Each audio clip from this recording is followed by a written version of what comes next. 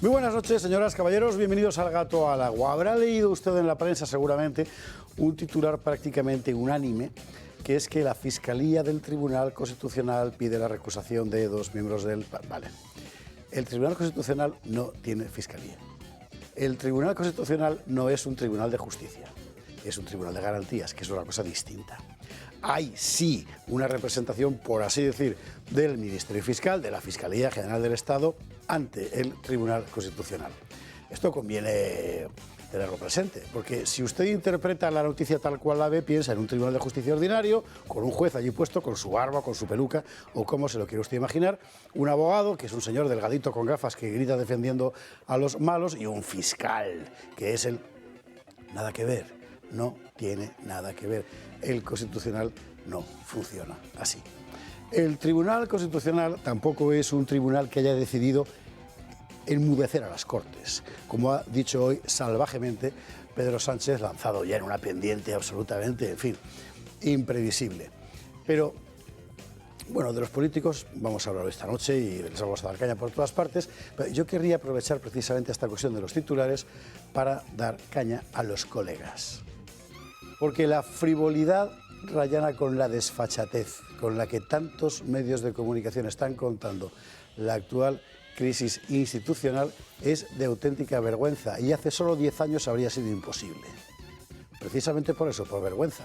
Hace 10 años habría, como siempre había habido, prensa de izquierdas, prensa de derechas, gente más o menos al servicio del poder, sobrecogedores, lo que siempre ha habido. Pero hombre, había un punto de honor. Es decir, uno no partía de la base de que el público es imbécil. Hoy, por lo que uno va viendo, buena parte de nuestros colegas, y es decir, desde 35 años de profesión, ¿verdad?, uno puede decir estas cosas, llega a la conclusión de que nuestros colegas piensan que el pueblo es imbécil. Que es exactamente lo último que debe pensar un periodista. Antes, cuando se estudiaba en las facultades, en la materia de opinión pública estudiábamos la formación de la tal opinión, y había un señor francés del siglo XIX, François Guizot, que explicaba que la función de la prensa consistía básicamente en hacer circular los conocimientos desde la cúspide de la pirámide social a la base, de tal forma que se entendieran. Es decir, era una función pedagógica. Y toda esa función pedagógica luego le puedes poner el color que quieras, rojo, azul, morado, verde, el que quieras, pero se trata de contarlo para que se entienda, y así se forma una opinión pública racional. Hoy no. Hoy la inmensa mayoría de los que estamos viendo informar sobre este asunto informan con el mismo rigor que la prensa deportiva, y que nadie se me moleste, pero es exactamente lo que está pasando. En fin, aquí hoy hablaremos de esas cosas, de la catarata de mentiras deliberadamente difundidas, ya no por los políticos, que tienen lo suyo, sino por los medios de comunicación. ¿Al servicio de quién? ¿Al servicio de quién? ¿De Qatar? En fin, lo veremos.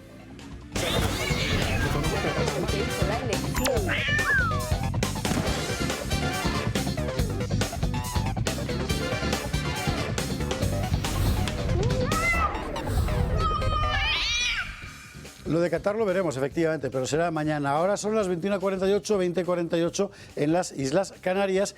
Y hoy tenemos un contenido muy particular. El otro día parecía, sabe usted que en Madrid hay montado un follón extraordinario, porque hay un gobierno de centro-derecha, que es el de Isabel Díaz Ayuso, y apoyado eventualmente en una formación más a la derecha geométricamente, que es Vox.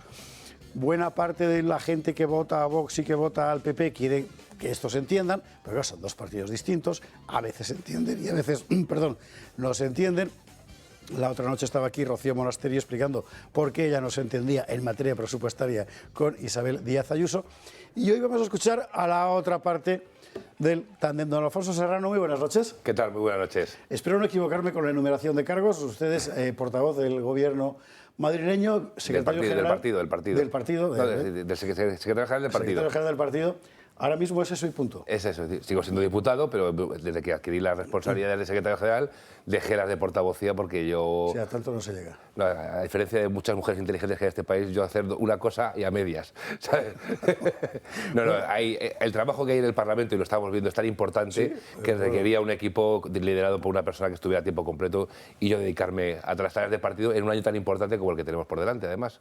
Y para apretar las tuercas convenientemente a Alfonso Serrano, nadie mejor que Julio Ariza, como es lógico. Julio, buenas noches. Oye, pobre, si soy yo el que va a apretar tuercas, se va a irse feliz tú, y tranquilo. ya ves. Bueno. Puede estar tranquilo. Yo les apretaría hoy las tuercas a los talibanes de Afganistán, que han prohibido a las mujeres acceder a la universidad. Las mujeres en Afganistán, ese sitio tan delicioso donde el señor Biden decidió que no valía la pena estar porque ahí no pasaba nada, ni los derechos humanos estaban en peligro, ni nada. Resulta que ya en la secundaria tienen dificultades para entrar, pero es que en la universidad la mujer afgana ya no puede entrar. Lo segundo que me preocupa extremadamente es la opacidad que hay en este momento respecto a la información sobre el Qatargate. El Qatargate es un asunto gordísimo y ya sé que vamos a hablar luego de él. Sí, porque Alfonso Serrano está poniendo una cara como diciendo ¡qué bien que vamos a hablar de estas cosas! De hecho, yo solo le voy a apretar en el tema del Qatargate a Alfonso, ¿no? Yo encantado de todo hablar de cualquier tema. No, pero ya sé, Alfonso es un estupendo sparring, así que, hombre, yo creo que hay que comenzar por preguntarle. Yo le preguntaría a Alfonso Serrano una cosa. No sé todo, quiero decir, o conocemos una parte del discurso y del conflicto, entre comillas, pero al final es un conflicto menor, por lo que nos contó Rocío Monasterio anteanoche, ¿no? Pero es verdad que la Asamblea de Madrid disfruta de 3 meses de vacaciones al año. Es decir, se cierra en julio, en agosto y en enero, don Alfonso. Ya cualquier ciudadano normal, cuando se asoma a esa realidad, dice, oye, ¿esto cómo es, no? Es decir, nosotros trabajamos todo el año, hombre, cogemos el mes de vacaciones, etcétera. En el marco del conflicto que ustedes tienen, en este caso con Vox, después de un entendimiento pues, muy importante y de la aprobación de muchas leyes, resulta que esto se podría solucionar simplemente habilitando enero para retomar los presupuestos y sacarlos adelante antes de en la primera semana de febrero. ¿Eso no es posible, don Alfonso? Bien, muchas gracias. En primer lugar, empezando por lo primero, porque yo creo que tengo que defender la actividad parlamentaria. No es cierto, una cosa es que no haya plenos en la Asamblea y otra cosa es que los diputados no trabajen. Yo he ido alguna vez también a la médico madre. Yo no he dicho que no trabajen. No, he dicho que cierran. ¿Lo cierran o no? No hay plenos, pero acudimos ahí. Hay reuniones, te reúnes con entidades. He oído alguna vez también a la portavoz de Madrid, a la médico madre, también hablar de que si la presidenta solo aparece ahí los 15 minutos que tiene control.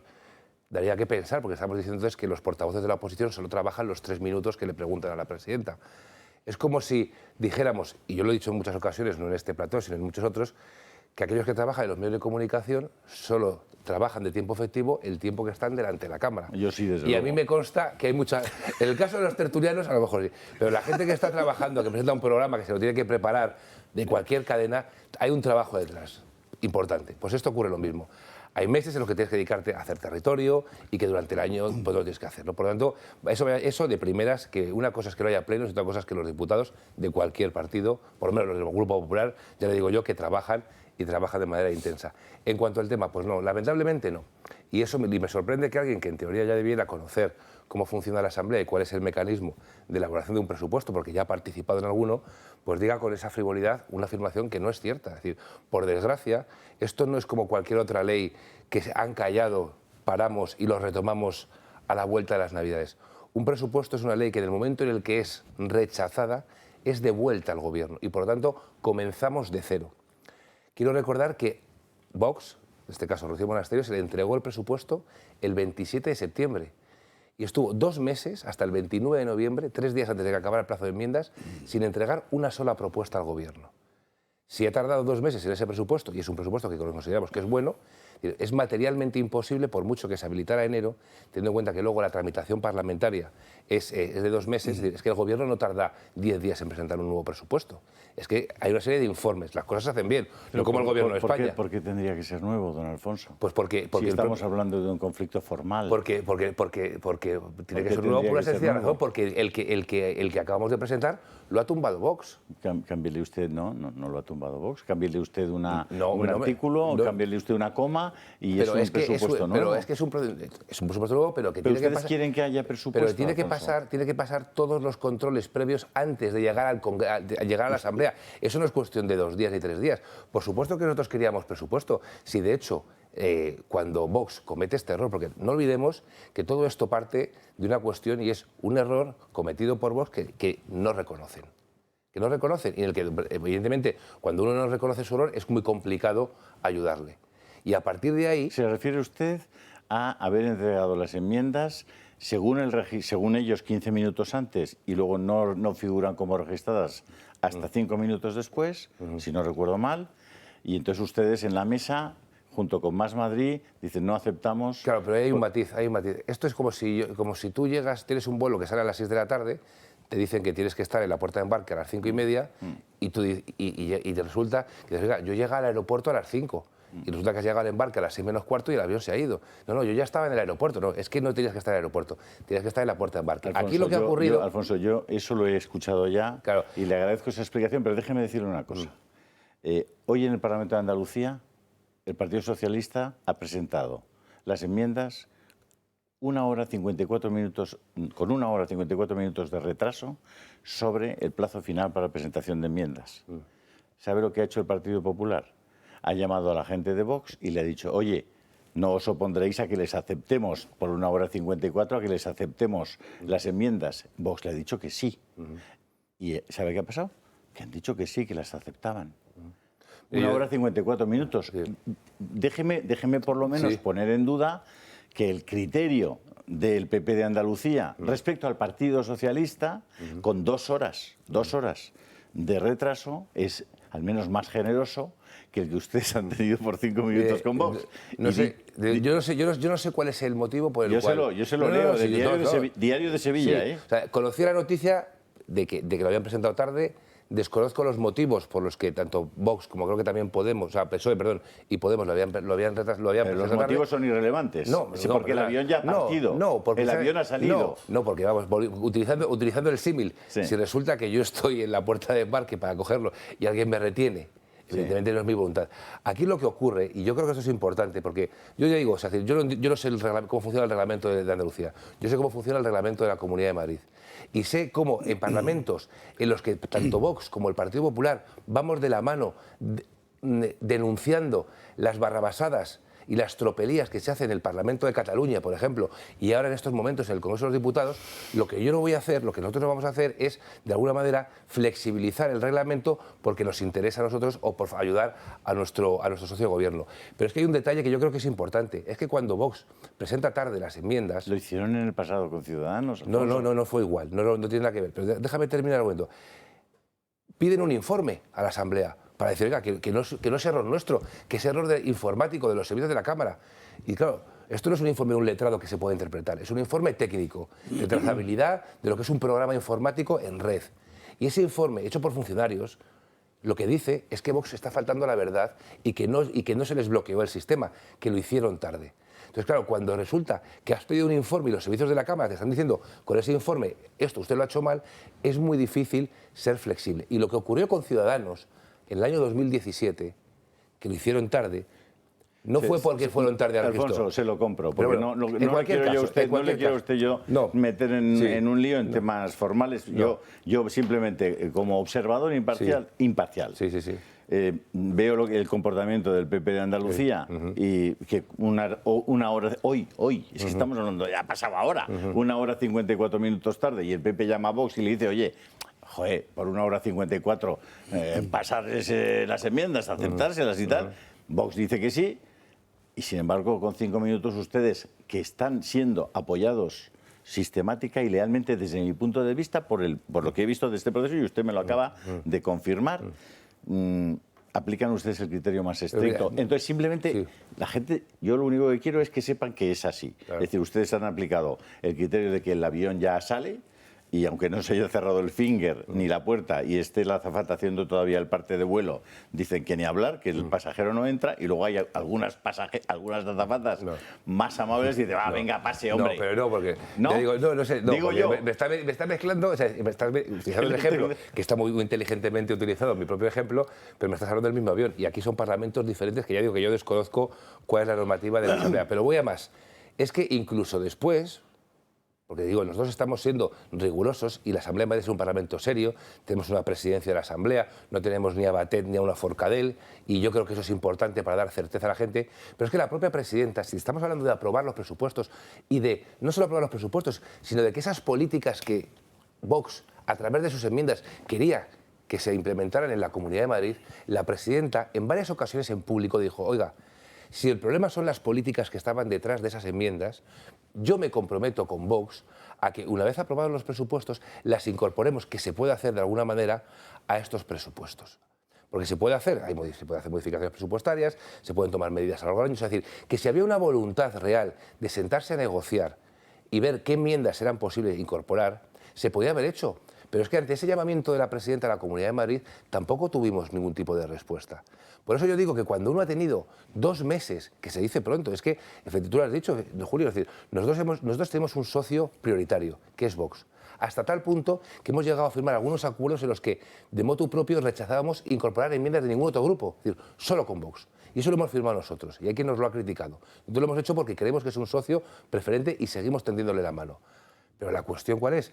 Que ante estas circunstancias, oye, cuando tú llegas hasta este Alfonso, momento... ¿usted cree que el coste-beneficio de esta operación, para el acuerdo que ha sido razonable y positivo para los madrileños durante tantos meses, el coste-beneficio de por 5 minutos generar este conflicto o al menos no evitar este conflicto, les vale la pena? Si Pues ustedes creen que en sí... absoluto, no, mira, si ustedes creen Julio, que sí, en absoluto. okay. Y te voy a decir por qué. Porque estamos hablando de que la Comunidad de Madrid presentaba, el gobierno de Isabel Díaz Ayuso presentaba un presupuesto de 25.000 millones de euros.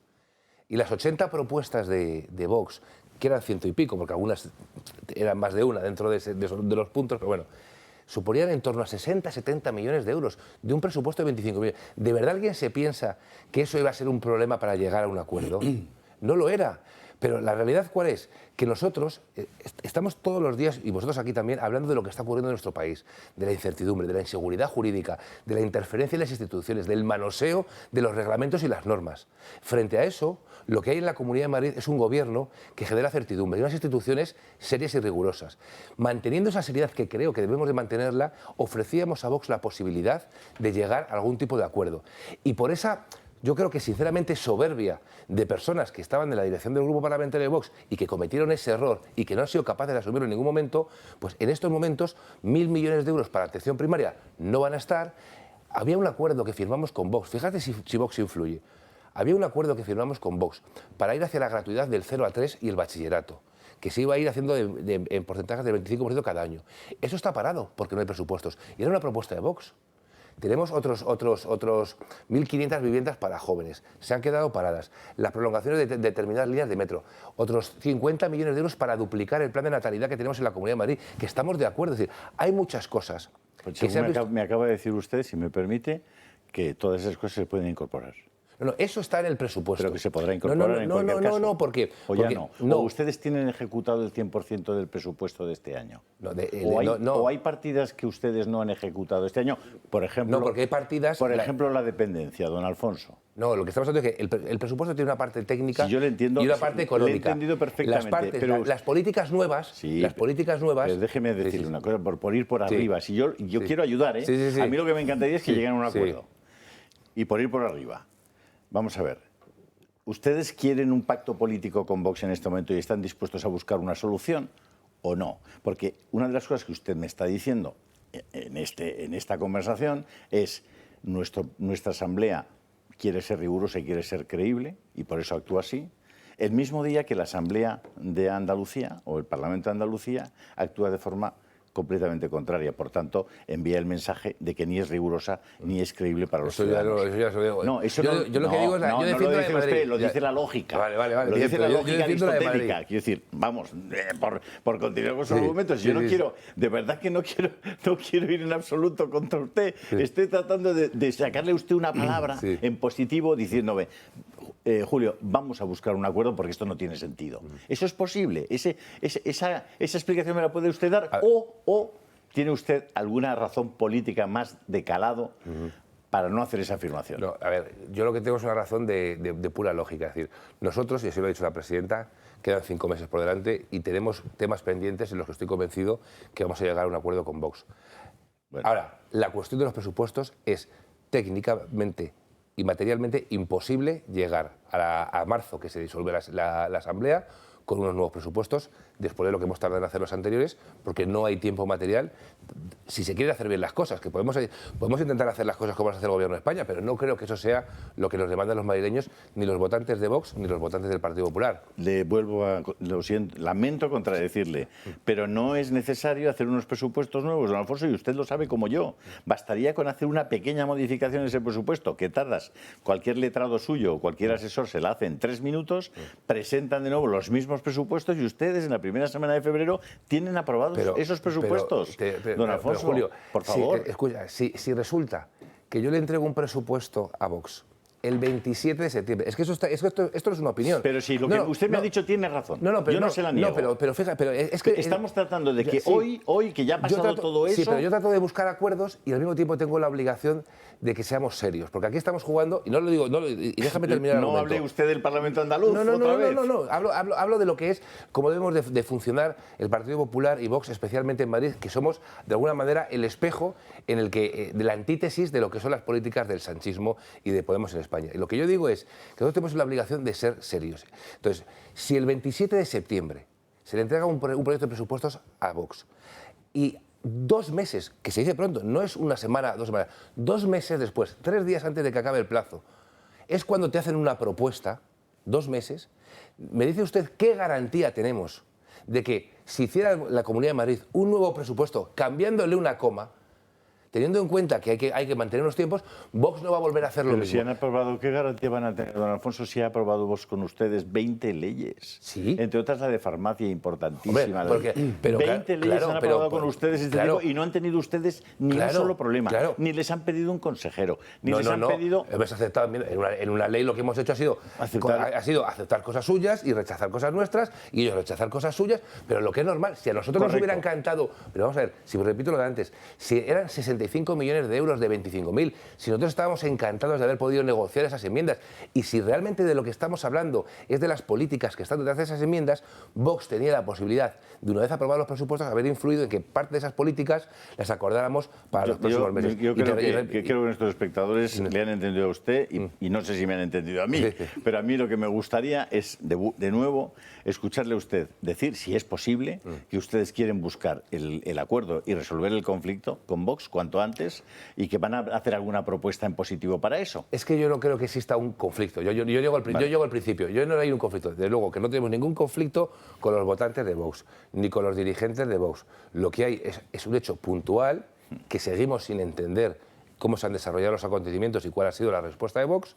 Oye, que yo puedo entender que, y hay quien lo dice, no es una opinión mía, esa reflexión, dice, oye, que a lo mejor como la presidenta está tan fuerte, de alguna manera, a 5 meses de las elecciones, partidos que se llevan más o menos bien, pero que tienen que afrontar las elecciones, tratan de desmarcarse un poco. Yo puedo entender... Ya me lo ha dicho usted todo. Pero no lo digo por el Partido Popular. No, pero puede ser también por el Partido Popular. No, porque ¿sabe qué pasa? Que nosotros, efectivamente, tenemos 65 diputados y todas las iniciativas que hemos sacado, prácticamente todas, es cierto que ha habido ocasiones en las que hemos tenido de alguna manera que negociar mucho con Vox, porque había cosas que no veía, pero hay otras que hemos negociado. Yo estoy convencido, y hay iniciativas en la Asamblea pendientes, que vamos a seguir acordando cosas con Vox. Nuestra voluntad, desde luego, es esa. Ahora, me duele que ya digo que por un error que no es ni de Ayuso, ni del Partido Popular, ni de la Asamblea de Madrid, en estos momentos se haya generado este problema, y la realidad es que esos 25.000 millones no se puedan comenzar a ejecutar a partir del 1 de enero. Y eso no es... ¿Me deja volver al avión? ¿Me deja volver a su avión? Ya que yo lo he sacado, pues evidentemente sí. Porque es un ejemplo que me pone usted, como dicen los clásicos, a tiro. En enero, la Asamblea de Madrid es como ese avión que está pero no vuela. No vuela en enero, no vuela en julio y no vuela en agosto. Podrían ustedes hacer que ese avión en enero vuele. Y si volara, tendrían ustedes presupuesto otra vez.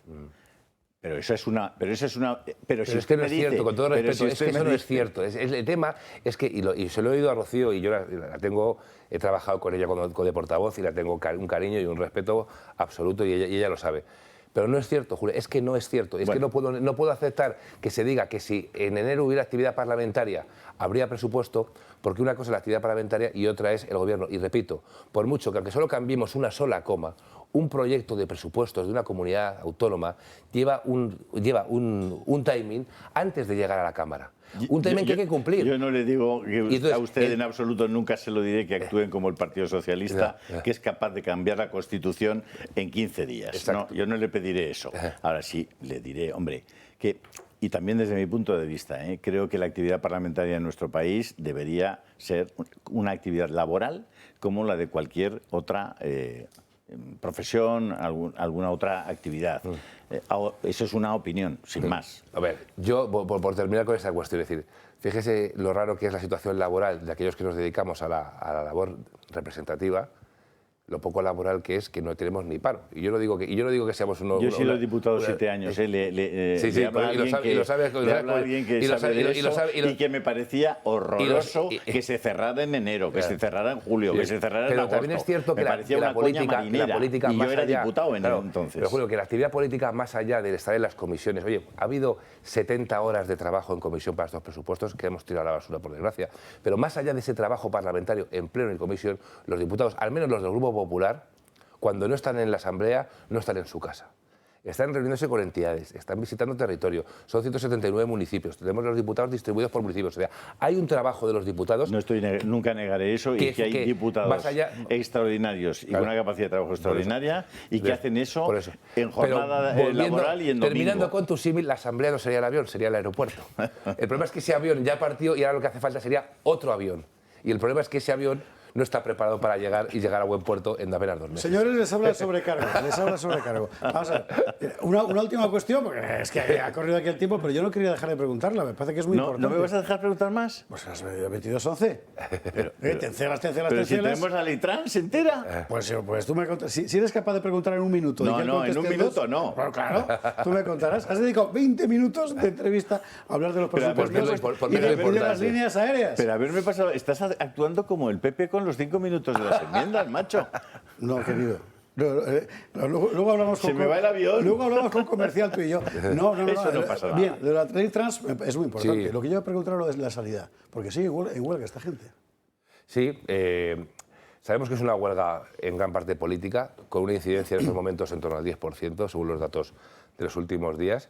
Y claro, el Gobierno, y hay que decirlo, el Gobierno ha ido atendiendo prácticamente la totalidad de las reivindicaciones de este sindicato. Pero claro, cuando te resulta que te pillan en una negociación con un audio en el que estás reconociendo que vas a mantener la huelga hasta las elecciones, ¿qué quieres que negocien?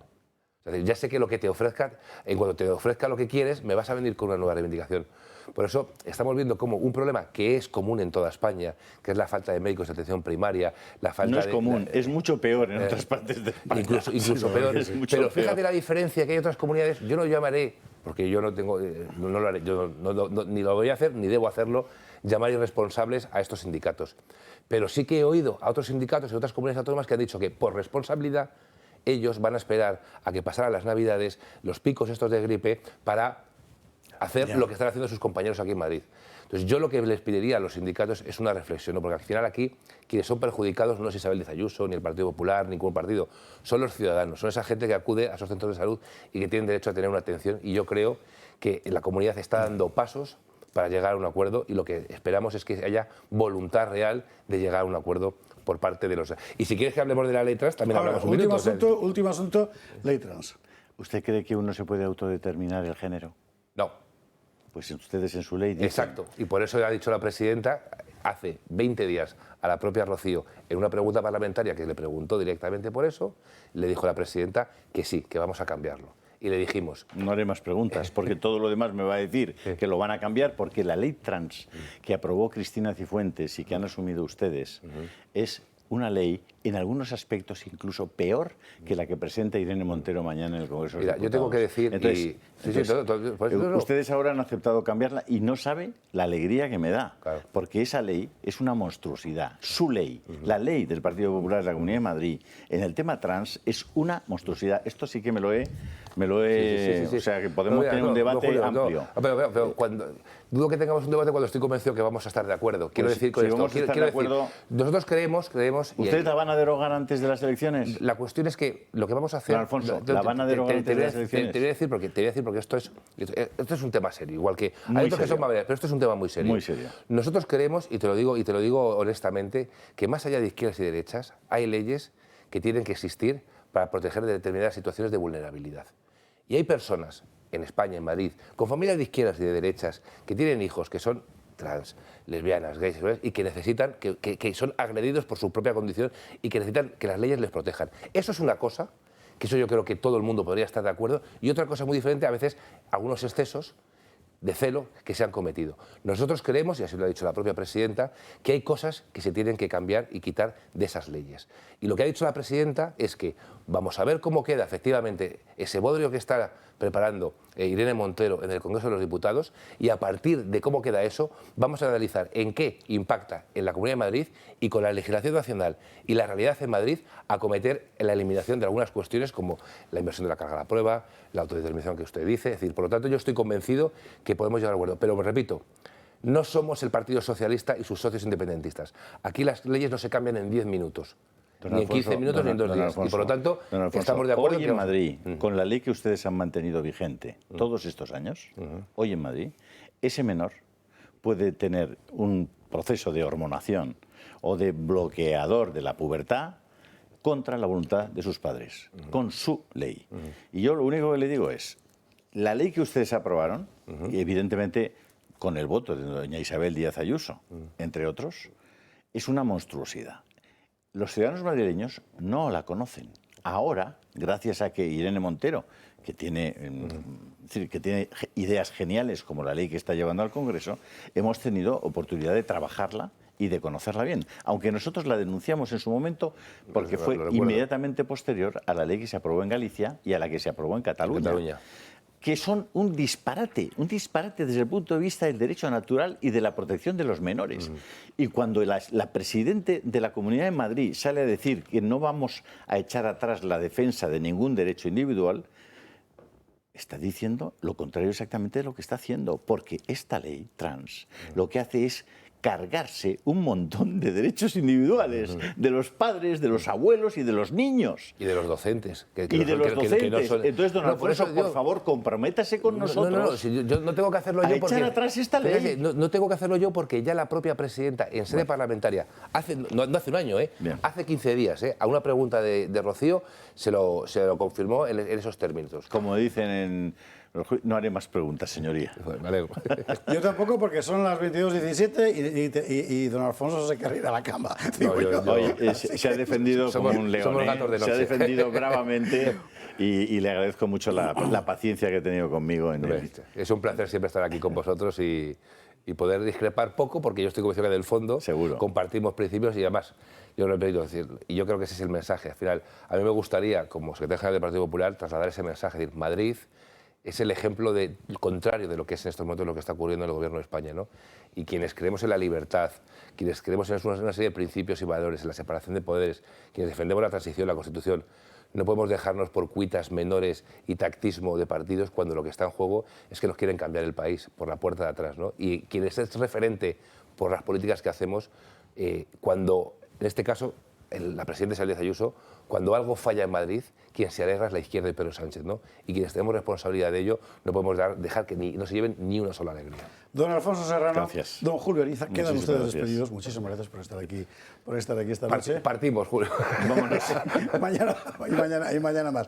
Nos vamos a la publicidad y a la vuelta Hoy, ¿sabe usted el último del foro de Davos, del Foro Económico Mundial, que quieren que usted comparte el coche también, además de la ducha? Ya verá usted enseguida. Son las 22:24, casi 25, 21:25 en Canarias, y nosotros vamos a empezar a destripar la actualidad del día, que hoy también ha venido tan cargadito como estos anteriores. Gracias a Dios usted no se aburre, y se lo agradecemos infinito. Titulares. A ver, esto es lo que acabamos de ver. Presupuestos de Madrid, las razones del Gobierno Ayuso, las acaba de escuchar usted, le habrá convencido o no. En todo caso, agradecemos infinito a Alfonso Serrano que haya estado con nosotros. A lo que íbamos era al plan B de Pedro Sánchez. ¿Alguien sabe cuál es el plan B de Pedro Sánchez? Bueno, de momento lo que sí que sabemos es que él tiene la firme determinación de asaltar el Tribunal Constitucional y en ello sigue. Hoy en el Senado, Sánchez volvía al fantasma de la conspiración de los poderes. Es que esto es una cosa muy interesante, porque lo próximo que va a escribir es los protocolos de los sabios de Sion, pero aplicado al PP. En fin, hablaremos de todo lo que ha pasado en el Congreso, lo que ha pasado en el Senado y lo que puede estar pasando en este momento en el Tribunal Constitucional. Muy importante es, me parece a mí, el efecto pedagógico del relato judicial del gobierno. Es decir, ¿por qué todo lo que han estado explicando durante estos días es enteramente falso? ¿Por qué todo lo que han estado contando es literalmente mentira? Una mentira detrás de otra que ha sido recuperada por los medios de comunicación adictos y por todo el frente gubernamental, incluidos los separatistas, como un solo hombre. Lo más sospechoso de toda la operación precisamente es esto, la unanimidad. Porque cuando hay unanimidad en gente que normalmente se gana la vida discutiendo, es que algo sucio traman. Hemos de hablar del foro de Davos porque tenemos lo último. Lo último es que ahora tienes que compartir el coche dentro de los, consejos coercitivos para ajustarnos, pues todo el cambio climático y todas estas cosas, ¿verdad? Hay una serie de consejos que, como siempre, consisten básicamente en que los más pobres sigan siendo pobres, los que aún no son pobres empiecen a serlo y los ricos, eso sí, tan ricamente. Y pasaremos por otro asunto que la prensa española ha callado malamente, que es la gigantesca metedura de pata de Josep Borrell despreciando a los africanos, despreciándolos literalmente, porque no han secundado las sanciones contra Rusia. Y, hombre, bueno, bien, uno puede pensar lo que quiera, pero cuando es el alto representante de la política exterior conviene ser mínimamente diplomático. Diplomático no quiere decir diplodocus, que es exactamente lo que ha sido el señor Borrell. Lo contaremos. Lo veremos en compañía de nuestros contertulios de esta noche. Don Carlos Astiz, muy buenas noches, ¿cómo estás? Buenas noches, muy bien, encantado de estar aquí, aunque preocupado por la situación, porque el asalto al Estado yo creo que nos enfila hacia una dictadura bolivariana en cuanto nos descuidemos.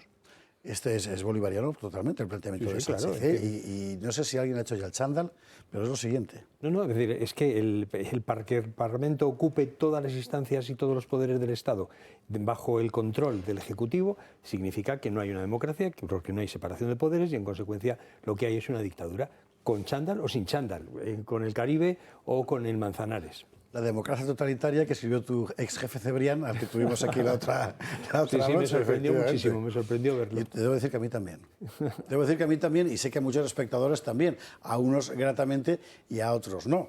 Pero le aseguro una cosa, que Cebrián escoja el Toro Televisión, el gato al agua, para poner a parir a Sánchez, me parece que es una cosa histórica, en fin, así que ¿qué quieres que le diga? Pero puede demostrar varias cosas. Primero, un cambio de ciclo, porque Cebrián es una persona muy lista y huele bien esos cambios de ciclo de poder. Segunda cuestión, que este canal no es tan minoritario como parece, porque lo elige precisamente Cebrián para difundir su mensaje. Y que él nos ve, lo sabemos, así que desde aquí le mandamos un saludo. Carlos, sí, bienvenido, también. Buenas noches. Don Sergio Brabezo, ¿qué tal estás? Pues muy bien, aquí disfrutando una noche más del gato al agua. ¿Qué te ha parecido tu jefe en la entrevista con tu jefe Serrano? Ha sido extraordinario. Pero sí que una de las cosas que lo comentaba antes, justamente en maquillaje, antes de entrar, que me han preguntado por Alfonso Serrano, y voy a decir lo mismo que he dicho antes. Es una persona querida dentro del partido, es una persona respetada, es un gran secretario general, eso es una grandísima suerte tener una persona como Alfonso Serrano en nuestro equipo. Y lo he dicho esto y no había ni cámara ni nadie. Y hay aquí una persona que ha sido testigo. No diré quién. Y ahora yo añadiré algo que no añadirá Brabezo, que es, y no como Tudoro García Gea. Pero eso ya lo digo yo, que no lo dice. Sergio, bienvenido. Doña Rocío de Mer, muy buenas noches, ¿cómo estás? ¿Qué tal? Pues encantada de verte y de estar con todos vosotros. Pleno hoy. Hoy pleno, sí. ¿Y qué tal Sí, hemos acabado pues sobre las 7. Bueno, la verdad que es un día muy triste, más triste será mañana. No sé si tendremos ocasión de hablar sobre esto o no, pero hoy De ha la sido ley el trans. debate de la ley No lo trans. teníamos previsto porque tenemos el sumario superpoblado, pero puedes contarlo, sí, porque mañana lo Pero haremos, yo cierto. creo, saldrá mañana muy probablemente, hoy ha sido el debate y yo creo que es de las leyes más diabólicas que va a salir de esta legislatura. Es un asunto sobre el que, como usted sabe, nosotros hemos hecho campaña editorial. Julio Ariza subió en su Telegram la película esta que es una mujer. Es un tema importantísimo porque además no es solo español, esto está pasando un poco en todas partes, no. Está pasando en todo Occidente, forma parte del hundimiento generalizado, ¿verdad?, de la sociedad occidental. Y es un tema extremadamente serio porque esto ya no es solo ideología. Cuando va a significar que miles de personas van a tomar, siendo niños, decisiones irreversibles de las que luego se van a arrepentir hasta el suicidio, como ya sabemos que ha ocurrido en Estados Unidos, en Canadá o en otros lugares, el tema es extremadamente grave, claro. Es gravísimo, ¿no? Y además, aprovechando, ¿no?, casi que esta cuña, ¿no?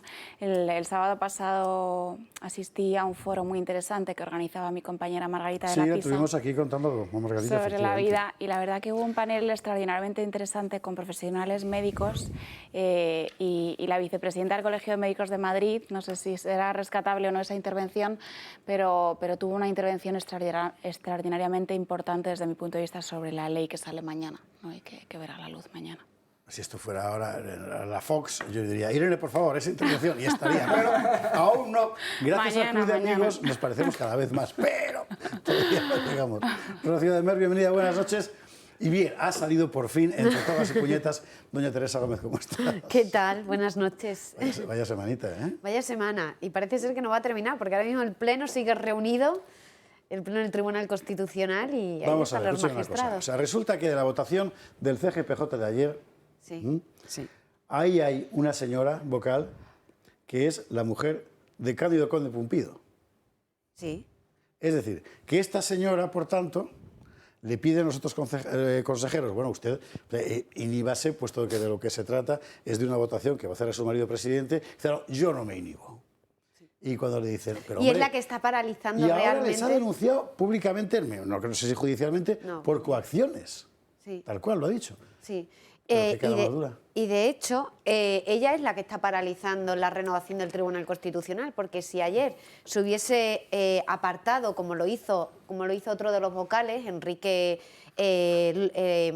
Lucas, que se apartó porque uno de los candidatos era su hermano, si ella se hubiese apartado, sí que se hubiese tenido los 3/5 necesarios para que Pablo Lucas y para que César Tolosa fuesen los candidatos del Consejo General del Poder Judicial al Constitucional. Cierto. De esta manera, Sabías Cándido Conde lo que Pumpido era, no hubiese sido el presidente del Constitucional, porque Pablo Lucas, que iría por la parte del lado del bloque de izquierda, no apoyaría a Cándido Conde Pumpido a la entonces presidencia. va la honorable parienta y bloquea. Y decide bloquearla. Pero Por eso precisamente se para que salga tergiversa. su maridito.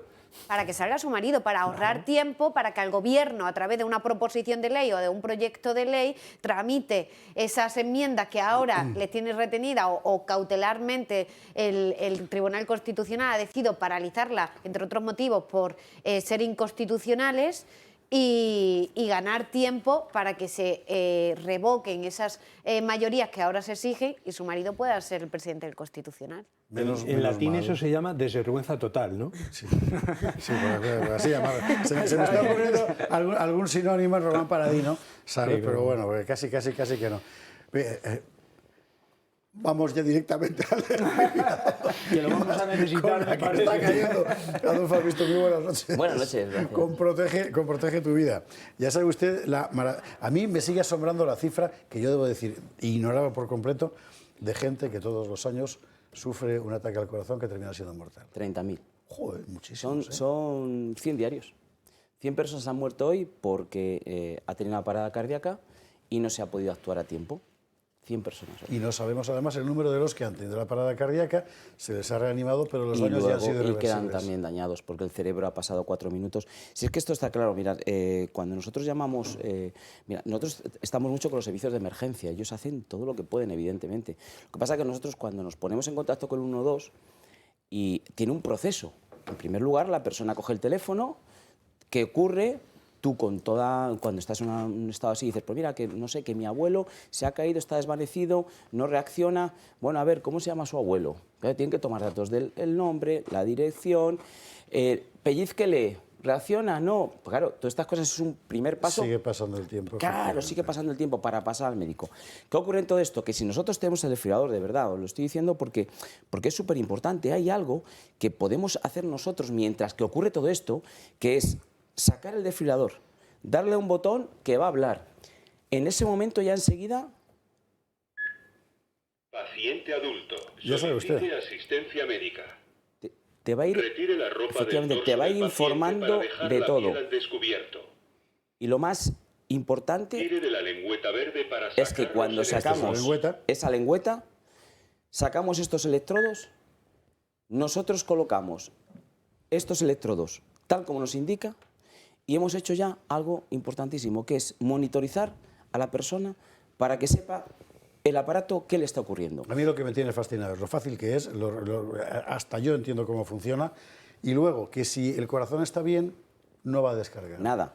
Pero sí que va a estar registrando un electrocardiograma para Eso cuando es. llegue la asistencia a la que has llamado, con lo cual lo tienes todo cubierto. Tienes todo cubierto. Entonces, ¿qué ocurre? Oye, que tardan, que el sanitario, que estás en no sé dónde y te van a tardar más. Bueno, pero tú sabes que ese corazón le vas a dar el chispazo que necesita para que siga latiendo, para que vaya sangre al cerebro y que ese cerebro no muera, que es el gran problema. Claro. Que a los 4 minutos empieza a dañarse, a los 10 ha muerto y cuando llegan no pueden hacer nada. De cada 95, o sea, de cada 100, 95 mueren. 5 se salvan. Es que yo sé que la mayoría de las personas dicen, pero ¿existe esto de verdad? Sí existe. Lo vemos en los aeropuertos, en los centros comerciales. Yo no me acercaría, no sé ni cómo se usa, pero este es para... verdad, ¿eh? Claro, no sabes. Pero este es que para vamos. tu casa, para tu oficina, Exactamente. para tu empresa, para tu comunidad de vecinos, de verdad. Y funciona igual, es una gran cosa, la verdad. Protege tu vida, ya sabe usted, en fin, si es que 900-730-061. Además sabe que se llama diciendo Adolfo, que llamo del Gato al Agua, del Toro Televisión. Tiene descuento, y un descuento importante, y encima el regalito de 30% de descuento y además algo que es súper eficaz. Estaba usted Cuando fascinado tenemos con un atragantamiento es una situación angustiosa. Imagínate. Te estás atragantando, un familiar. Bueno, pues tenemos una solución que es colocar al estilo de desatrancar algo, es una boquilla, colocamos, hacemos presión y expulsamos y sale el cuerpo. Es lo más sencillo, se llama en términos médicos el de shock y realmente pues funciona genial. Gratis. Teléfono 900-730-061, llamarnos ya, os atenderemos la llamada, os Y por llamaremos fin mañana. unas navidades con peladillas sin ningún problema. Ahí estamos, que es de lo que se trata. Adolfo, gracias mío. Muchas gracias a vosotros. Micropausa para la publicidad, micro de verdad. A la vuelta, lo del Foro Económico Mundial, que esta gente sigue maquinando cosas. A ver usted ya. 22:40, 21:40 en Canarias, empezamos a contar toda la información del día y enseguida entramos a fondo en la crisis constitucional, que es lo que el Gobierno ha creado con estas enmiendas añadidas a su proyecto de reforma penal sobre malversación, sedición, etcétera. Antes tengo que dar un consejo, y de verdad, o sea, sí, el desfibrilador es buenísimo si tienes un problema. Y para no tenerlo es buenísimo el vino tinto en cantidades moderadas. Lo dice todo el mundo por los polifenoles, es verdad. Bueno, y nosotros tenemos nuestro vino de referencia que es Tejoneras. Tejoneras, el vino de pago, o sea, del terruño más provenido de la Comunidad de Madrid, que nace ahí en esa finca maravillosa que está viendo usted, la finca Tejoneras, en el oeste de la Comunidad de Madrid, ya empezando las estribaciones de la Sierra de Gredos, un suelo de granito y pizarra fantástico que desde el siglo XIX está produciendo caldos maravillosos. Ahora mismo tenemos un nuevo pack de oferta para Navidades ideal, ya verá usted, por el precio, que consta de, atención, una botella de vino 750 Gran Reserva, 2 botellas de vino Tejoneras Reserva, 9 de vino Lagraz Crianza y 2 copas serigrafiadas Tejoneras. Es decir, 12 botellas del mejor vino de Madrid, 12 por solo 99 euros. Le supone un ahorro del 30% respecto a lo que encontraría en el mercado. IVA y envíos a la península incluidos en este precio. Además de esos 99 euros, durante estos meses, 5 de esos 99 van a la Fundación Madrina de Conrado Jiménez, que está haciendo un trabajo fantástico de acogida de madres gestantes y niños madres, gestantes y niños refugiados de verdad de la guerra de Ucrania. Pero les han encontrado de todo, pues, casa, comida, colegio, material escolar. Bueno, son 5 euros de esos 99 de tejoneras van a esta función. ¿Sabe usted que puede encontrar los vinos tejoneras en toda España en el Corte Inglés? Y en Madrid, además de en el Corte Inglés, en Alcampo, Carrefour, Sánchez Romero y en Distribuciones Adán. Y llame ya y entre en la web tejoneras.com y a ver usted qué cosa más bonita y lo rico que está. Y sé que nos queda pendiente contar con qué marida mejor cada cosa, pero estoy esperando a que Calvet tome una decisión. Cuando la tome, venimos a contarlo. Y ahora vamos a recomendarle unas botellitas de tejoneras a Klaus Schwab. Porque lo último del Foro Económico Mundial, o sea, es para esta gente encerrarla. El problema es la enorme influencia que tiene todo lo que esta banda decide. Influencia en los dos sentidos. Ellos reciben influencias de y ellos proyectan influencias sobre. Y al final, ¿quién termina fastidiado? Usted y yo. Bueno, lo último que es, nos lo cuenta Angelova.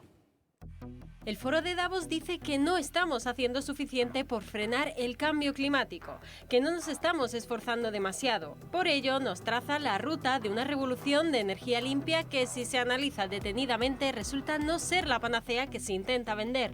En los últimos años, la economía circular se ha convertido en un principio a seguir en las políticas medioambientales por todo el mundo. Pero la transición de combustibles fósiles a energías renovables necesita grandes suministros de metales como el grafito, el cobalto, el litio o el níquel, entre otros.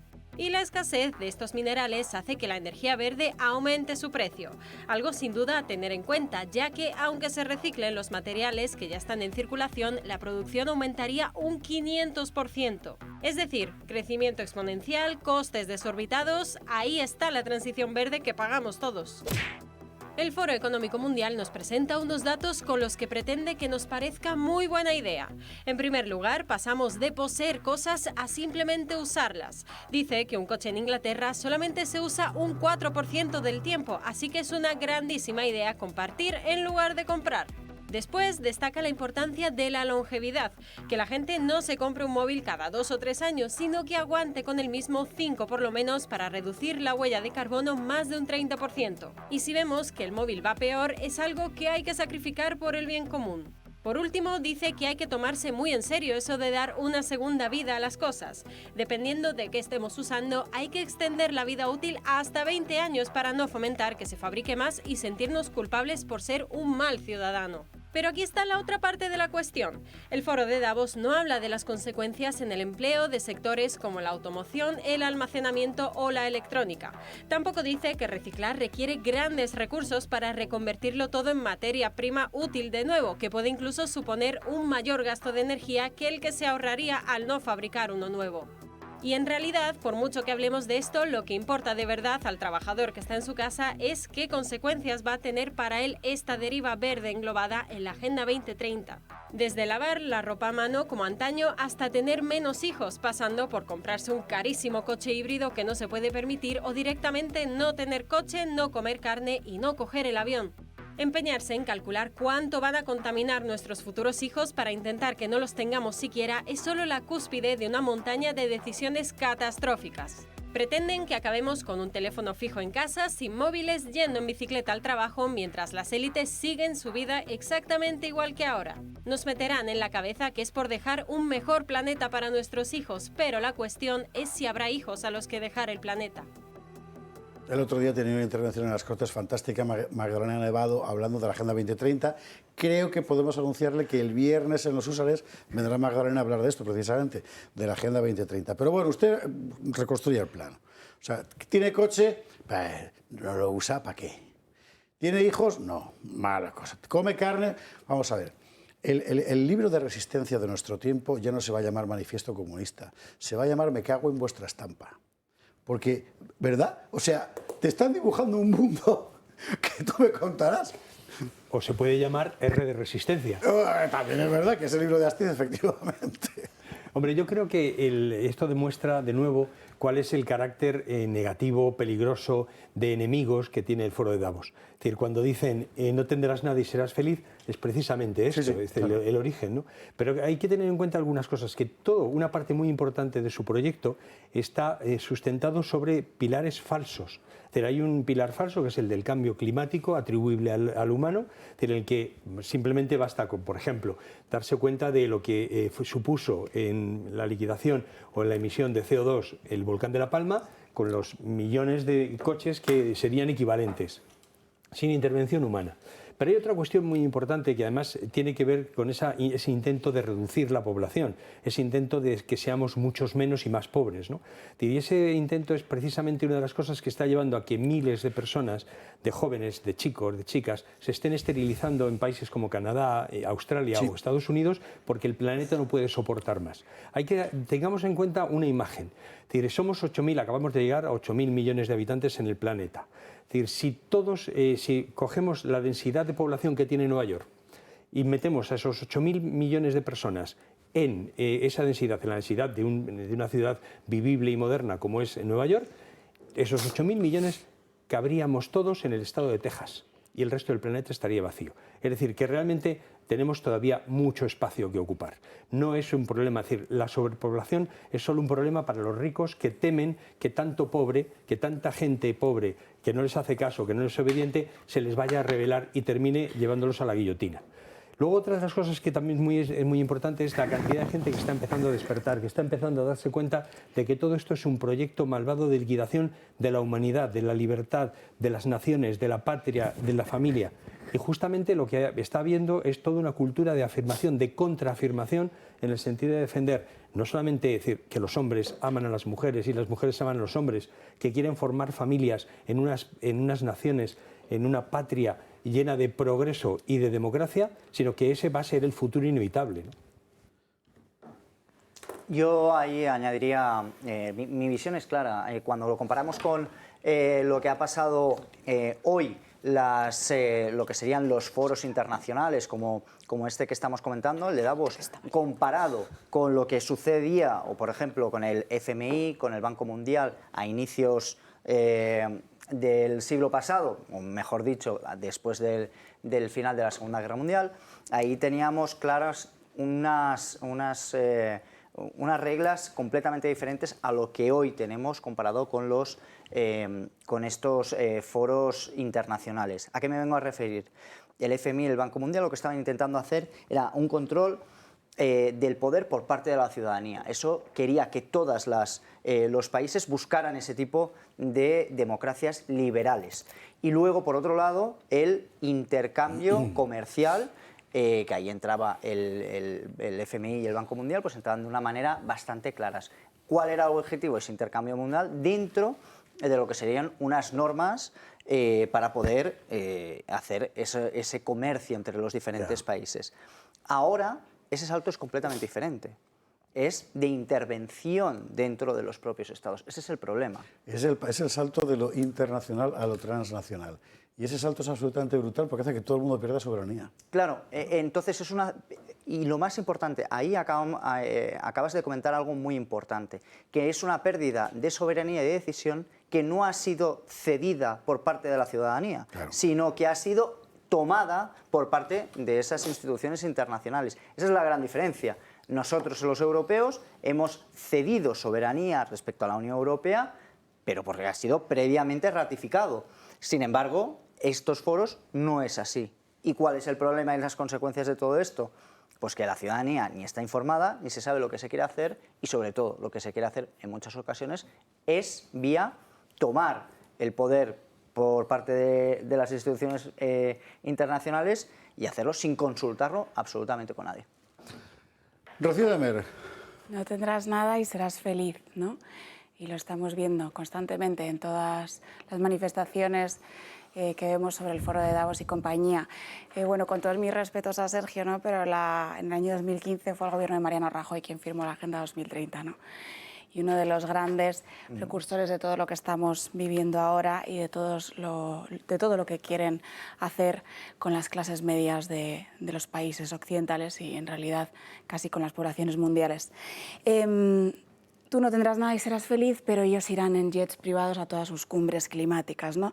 Tú no tendrás nada y serás feliz, pero ellos pueden aparcar todos los coches oficiales en grandes cumbres internacionales en la Plaza Mayor, pero tú no puedes pasar tampoco con tu camión si vas a trabajar al centro de Madrid, si vas a lo que sea, no puedes pasar por la calle por la que ellos consideran. Ellos se pondrán ciegos a jamón, a carne y a chuletones, como decía el propio Sánchez, ¿no? Pero para ti, promociones para que comas gusanos, bichitos y demás cosas, ¿no? Ellos podrán tener familia, podrán vivir muchísimos años, ¿no? Pero tú no tengas hijos porque los hijos contaminan y no tienes derecho a tener una familia, ¿no? Tenemos que estar solos en este mundo gris y triste que nos venden y desarraigado de todo lo natural, ¿no? Desarraigado de las patrias, desarraigado de las familias y desarraigado de todo lo que al final construye al ser humano. El cambio climático es inevitable, ¿no? Vox no lo niega, que es un lugar común de muchos partidos políticos, pero no hay unanimidad científica en que sea provocado por el hombre y tampoco la hay en que el hombre lo pueda revertir. Por lo tanto, no podemos condicionar todas las economías mundiales y las vidas de las clases medias y populares de todos nuestros países a una idea sectaria por la cual verdaderamente si nosotros dejamos de tener coche, bueno, pues salvaremos el planeta, ¿no? Y me voy a aferrar mucho a una frase que me gusta de Leopoldo Abadía, ¿no? Y que la utilizo muchas veces, que la cuestión no es qué planeta dejaremos a nuestros hijos, sino qué hijos dejaremos en este planeta. Vea, ¿cómo se nota que es diputada? Por cierto, última hora, Irene, dale al play. Ahí estamos. ¿Qué ha pasado? El Constitucional ha hablado. El Tribunal Constitucional rechaza el recurso del Senado y no permitirá votar la reforma de la justicia. Como ahora explicará Teresa Gómez, el presidente del Senado, que es el señor Delgadito, que se llama Ander Gil, había mandado un recurso al Constitucional diciendo, bueno, me opongo y entonces voy por que pueda votar las enmiendas hoy en el Senado. Se ha tenido que reunir de urgencia, una vez más, el Pleno, que no ha trabajado tanto en su vida en el Constitucional, ¿verdad? Sí, además, lo más llamativo de todo es que el Senado ni siquiera es parte personada en la causa. En la causa está el demandante, que en este caso es el Partido Popular, el demandado, que en este caso es el Congreso y la Fiscalía. O sea, aquí que Podemos decida presentar escrito cuando ni siquiera es el demandado ni el demandante y no forma parte en el procedimiento, cuando que el Senado también lo haga, es totalmente inusual, ¿no? Al menos esto me dicen fuentes judiciales. Estaba claro, y así me lo transmitieron esta mañana, que se iba a rechazar esta solicitud y que por lo tanto se iban a mantener las cautelarísimas ya acordadas el lunes, pues suspendiendo esa tramitación de enmiendas para poder asaltar por parte del Gobierno el Poder Judicial a través de una enmienda que es totalmente inconstitucional y que además violaba un derecho fundamental de los parlamentarios, tanto de Vox como del Partido Popular. Y yo creo que el último giro que quizás nos ha hecho más dudar en este procedimiento ha sido cuando a última hora el Ministerio Fiscal ha decidido presentar un escrito y querer también recursar a dos de los magistrados que ahora han tenido que decidir. Pues ahí estamos. Menos mal que por allá la musiquita, me está poniendo nervioso. Bueno, esto seguirá. Pero a nosotros nos ha parecido muy importante hacer el ejercicio de pedagogía, puesto que estamos viendo que la mayor parte de los diputados no tienen ni la menor idea de qué consiste el Estado de Derecho, visto lo visto, y que piensan que la mayoría parlamentaria puede decidir que cesar al presidente del Tribunal Constitucional, porque como lo dice la mitad más uno, ¿verdad? Bueno, Patricia Sanz ha tomado hoy la molestia, que debe de haber sido ciertamente una molestia, de hacer el repertorio. Vamos a verlo, porque son cosas que al parecer nadie ha enseñado a esta gente en ninguna facultad. No han pasado ni 48 horas desde que el Constitucional admitiera el recurso de amparo del Partido Popular y la izquierda ya se ha hecho con el relato de lo sucedido. Pero, ¿es verdad todo lo que están contando? ¿Qué pasa a la palestra? Pedro Sánchez. Conforme a la ley, conforme a la Constitución, el Gobierno adoptará cuantas medidas sean precisas para poner fin al injustificable bloqueo del Poder Judicial y del Tribunal Constitucional. Mentira. La proposición de ley del PSOE y Unidas Podemos seguirá su curso en lo referente a la reforma del Código Penal, es decir, en lo que tiene que ver con la derogación de la sedición y la rebaja de la malversación, sin las dos polémicas enmiendas que pretendían reformar las leyes orgánicas del Poder Judicial y del Tribunal Constitucional. Además, se ha cuestionado a los magistrados en general. Llegaríamos que se intentara normalizar cuanto antes la situación y creo que ayudaría a que los magistrados que tienen su mandato caducado desde hace ya varios meses ayudaran, sencillamente poniendo su cargo a disposición de las instituciones que tienen que nombrar a sus sustitutos, ¿no? Mentira. El mandato de 4 magistrados, incluidos progresistas, no está caducado, sino prorrogado y, por tanto, mantienen todas sus atribuciones intactas hasta que tomen posesión sus sucesores. La izquierda, además, se ha ensañado con la supuesta falta de imparcialidad de 2 de sus magistrados, ambos conservadores, y uno de ellos, el propio presidente. ¿Qué apariencia de imparcialidad puede tener un juez que debe examinar la constitucionalidad de una norma que le afecta directamente a él? Pues tienen toda la imparcialidad debida. El Pleno del Constitucional no votó sobre la recusación de González Trevijano y Narváez, sino sobre si era o no el momento jurídico procesal oportuno para decidir apartarlos. Pero volvamos al presidente, quien ha invocado el respeto a la voluntad popular. Y en consecuencia, para que sea respetada la Constitución y la voluntad popular expresada en las elecciones generales del año 2019. ¿Cuándo ha respetado Pedro Sánchez la voluntad popular? Si prometió el cumplimiento íntegro de las penas de los cabecillas del procés y ahora tramita la derogación de la sedición, una modificación legal que contó con el apoyo del PSOE, Podemos, Esquerra, PNV, Bildu, PDeCAT y Más País, es decir, los partidos que representaron algo menos de la mitad de los votos de los españoles en 2019. Así que cuando escuchemos al jefe del Ejecutivo hablar de un bloqueo injustificado del Poder Judicial y del Tribunal Constitucional, miente, pues es cierto que actúa con la ley en la mano, pero con la que más le conviene, como los reales decretos ley o las proposiciones de ley, para saltarse el debate parlamentario y los informes de los órganos consultivos. Bueno, este es el catálogo. Por cierto, dentro de este catálogo había uno que me parece que es particularmente interesante subrayar. Es que Sánchez antes pensaba lo contrario de lo que dice ahora. Claro. Lo que hoy está defendiendo Sánchez es lo mismo que Sánchez reprochaba antes a Pablo Iglesias, tal cual. Y nos escribía un espectador, don Juan Manuel, fuerte abrazo, ¿verdad? Bueno, acaban de pasar del Club de Amigos. ¿Por qué no hablan de...? Pues porque lo tenemos metido en el guión, precisamente, que es ese momento inmortal en el que la hemeroteca, una vez más, asesina a Pedro Sánchez, que es este. Yo le decía, oye, Pedro, Pablo, ¿qué te parece si recuperamos los convenios colectivos? Bueno, eso me parece fundamental, pero yo creo que es mucho más importante controlar a los jueces y a los fiscales, ¿no? Bueno, ¿y qué te parece si recuperamos la universalidad de la sanidad pública? Bueno, fundamental, eso es importantísimo, recuperar la universalidad de la sanidad pública, pero ¿qué te parece si controlamos a los espías y a los policías? Eso es mucho más importante, ¿no? Bueno, ¿y qué te parece si reconocemos las becas como un derecho? ¿O defendemos a los autónomos, como bien antes ha comentado Susana? Bueno, eso es fundamental. Pero antes tendremos que controlar la radio y televisión española. No, esto es muy importante. No, muy importante. Mirad, en política el orden de los factores sí altera el producto. Sí altera el producto.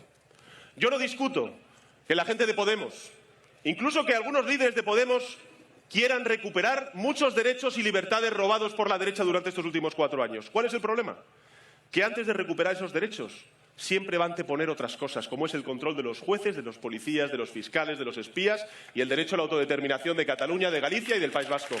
Luego el 19. Pues ya lo he dicho el todo.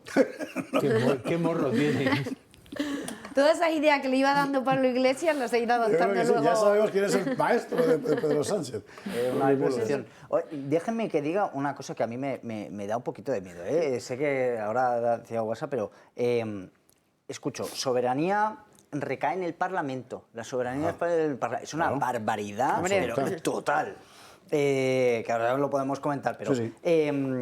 La democracia popular hostia, una democracia popular. Es que estos son términos que se están utilizando. La voluntad popular, esto lo comentaba ahora el presidente, y he visto en Twitter, es verdad que no es un sitio de referencia, pero sí que para la izquierda lo es, el triunfo de la voluntad. O sea, es que están hablando en unos términos.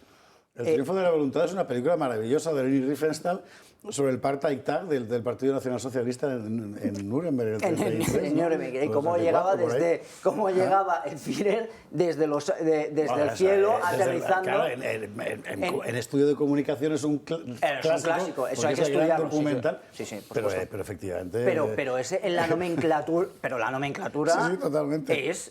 Da miedo. O sea, va directamente al totalitarismo y es, en el fondo, esos conceptos que se están utilizando, en el fondo tiene sentido. ¿Qué está haciendo ahora Pedro Sánchez? Es yendo a ese camino de tirano en el que quiere controlar la justicia.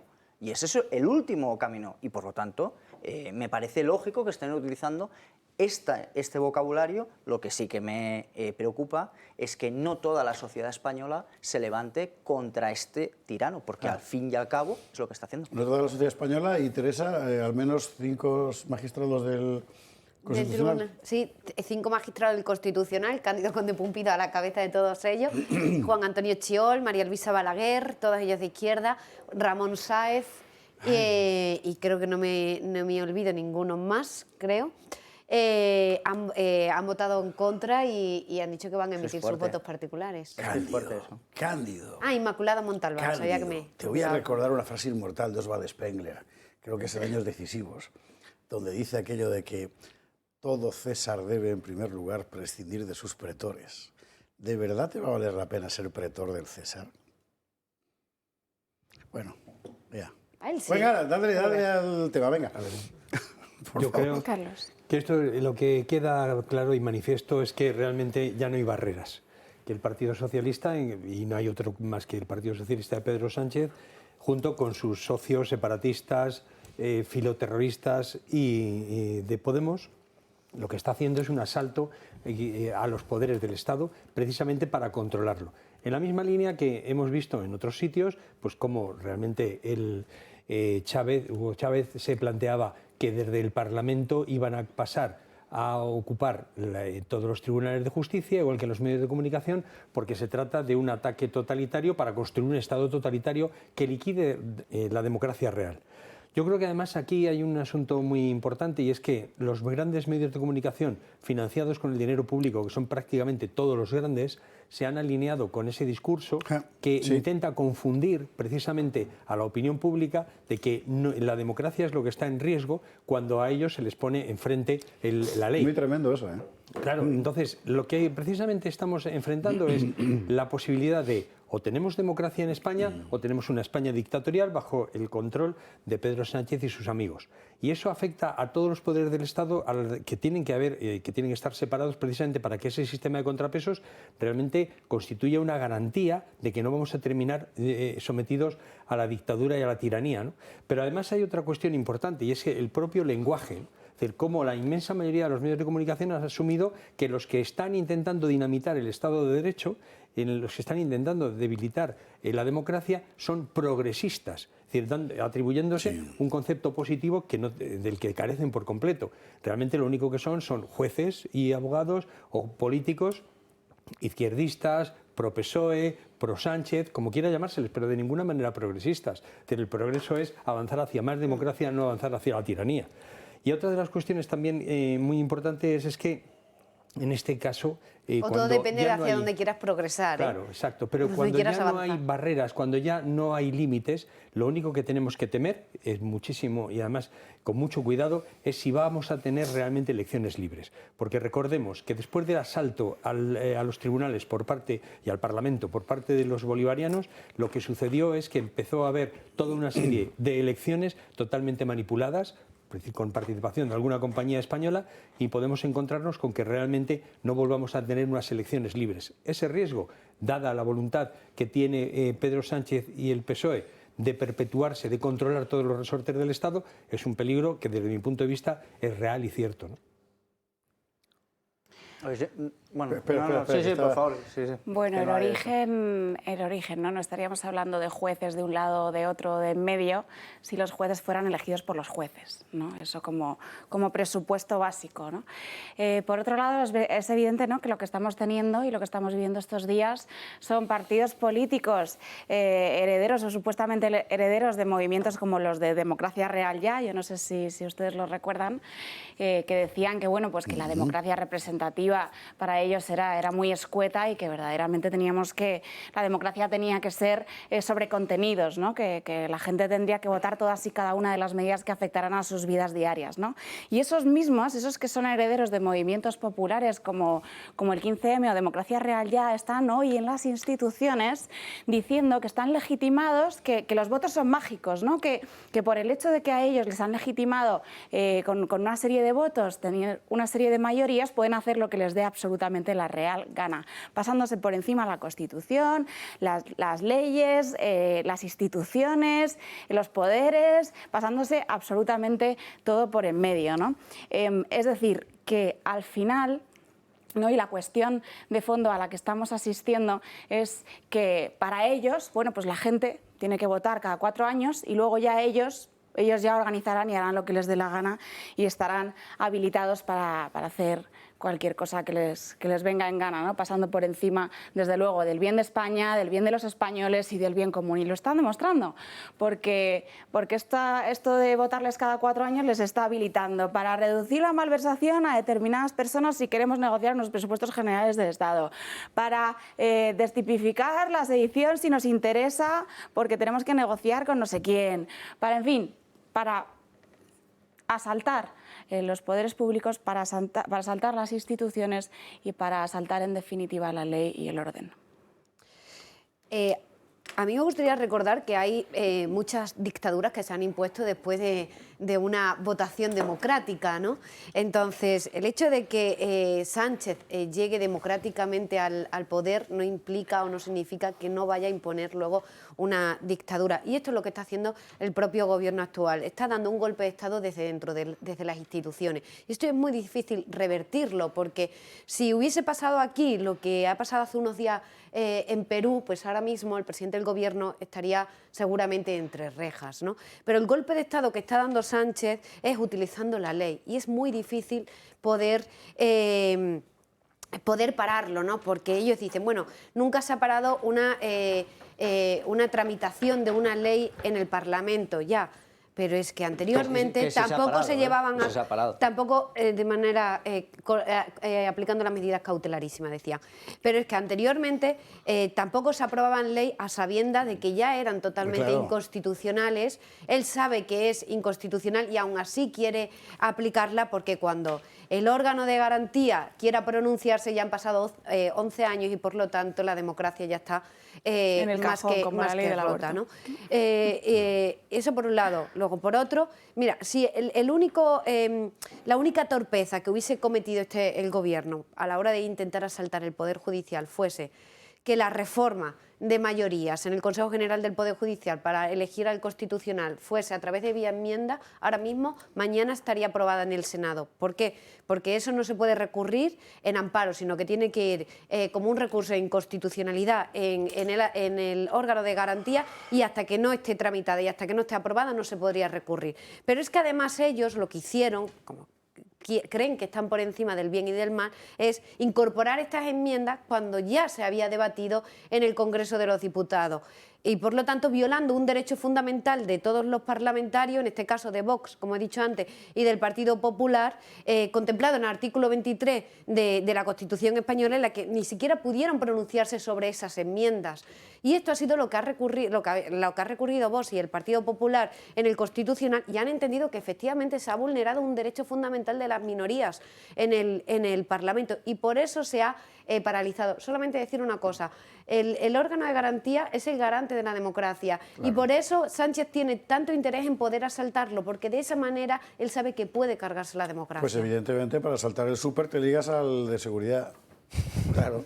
Ibas a decir, Sergio, y te cortaba antes. No, muy rápido. 2 puntos. Una de las cosas que sí que creo que es interesante que recordemos es que el señor Pedro Sánchez cada vez está siendo más bruto en sus actuaciones, retirando la democracia. Y eso está siendo como mínimo curioso, y creo que hay que estar atento a ello, porque el tema de las enmiendas, hacer una reforma vía enmiendas de otra reforma que iba, y como bien nos están explicando, pues no es algo lógico para hacer. Eso tenemos que entenderlo.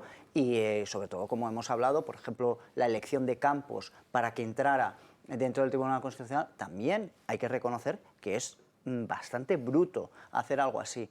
¿Era necesario coger un exministro que ha estado en tu propio gobierno, en el Consejo de Ministros, para que evalúe sus propias leyes que ha emitido y ha aprobado? No tiene ningún sentido. Salvo que no hubiera otro.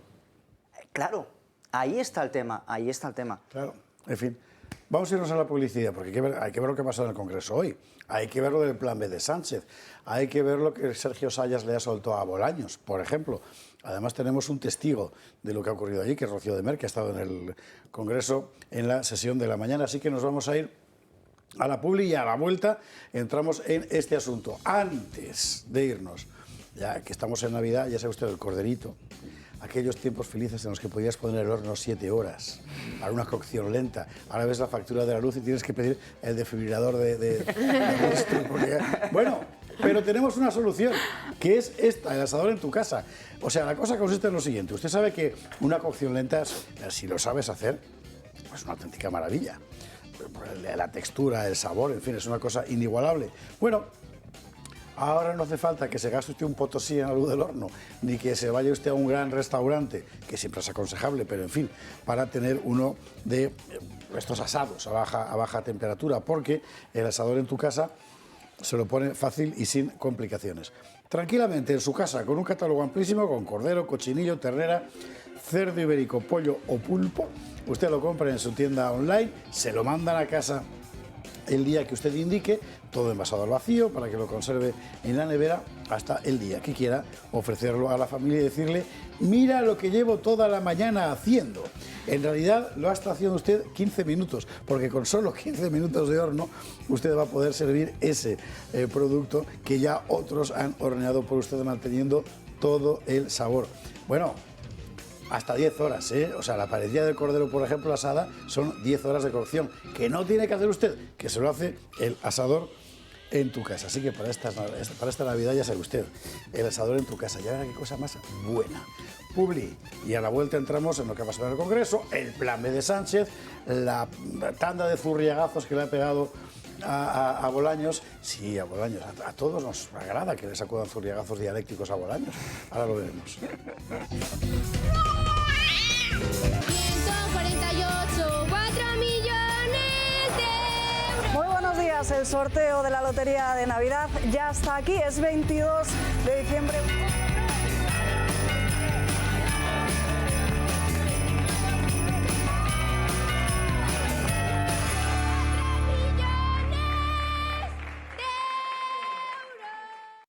Y creo que podemos afirmar que hay altas probabilidades de que si ve usted la lotería con Alba Vida, le toque. O sea que aquí fichando. Esto no lo he visto, Rocío. Nuestro Belén. No, Mira qué maravilla. Todo esto las botellas te tapan. Esto nos lo ha regalado un caballero que se llama Jesús Ferreiro, que es maestro belenista. Qué chulo. Y está genial, tú lo abres. Ay, qué bonito.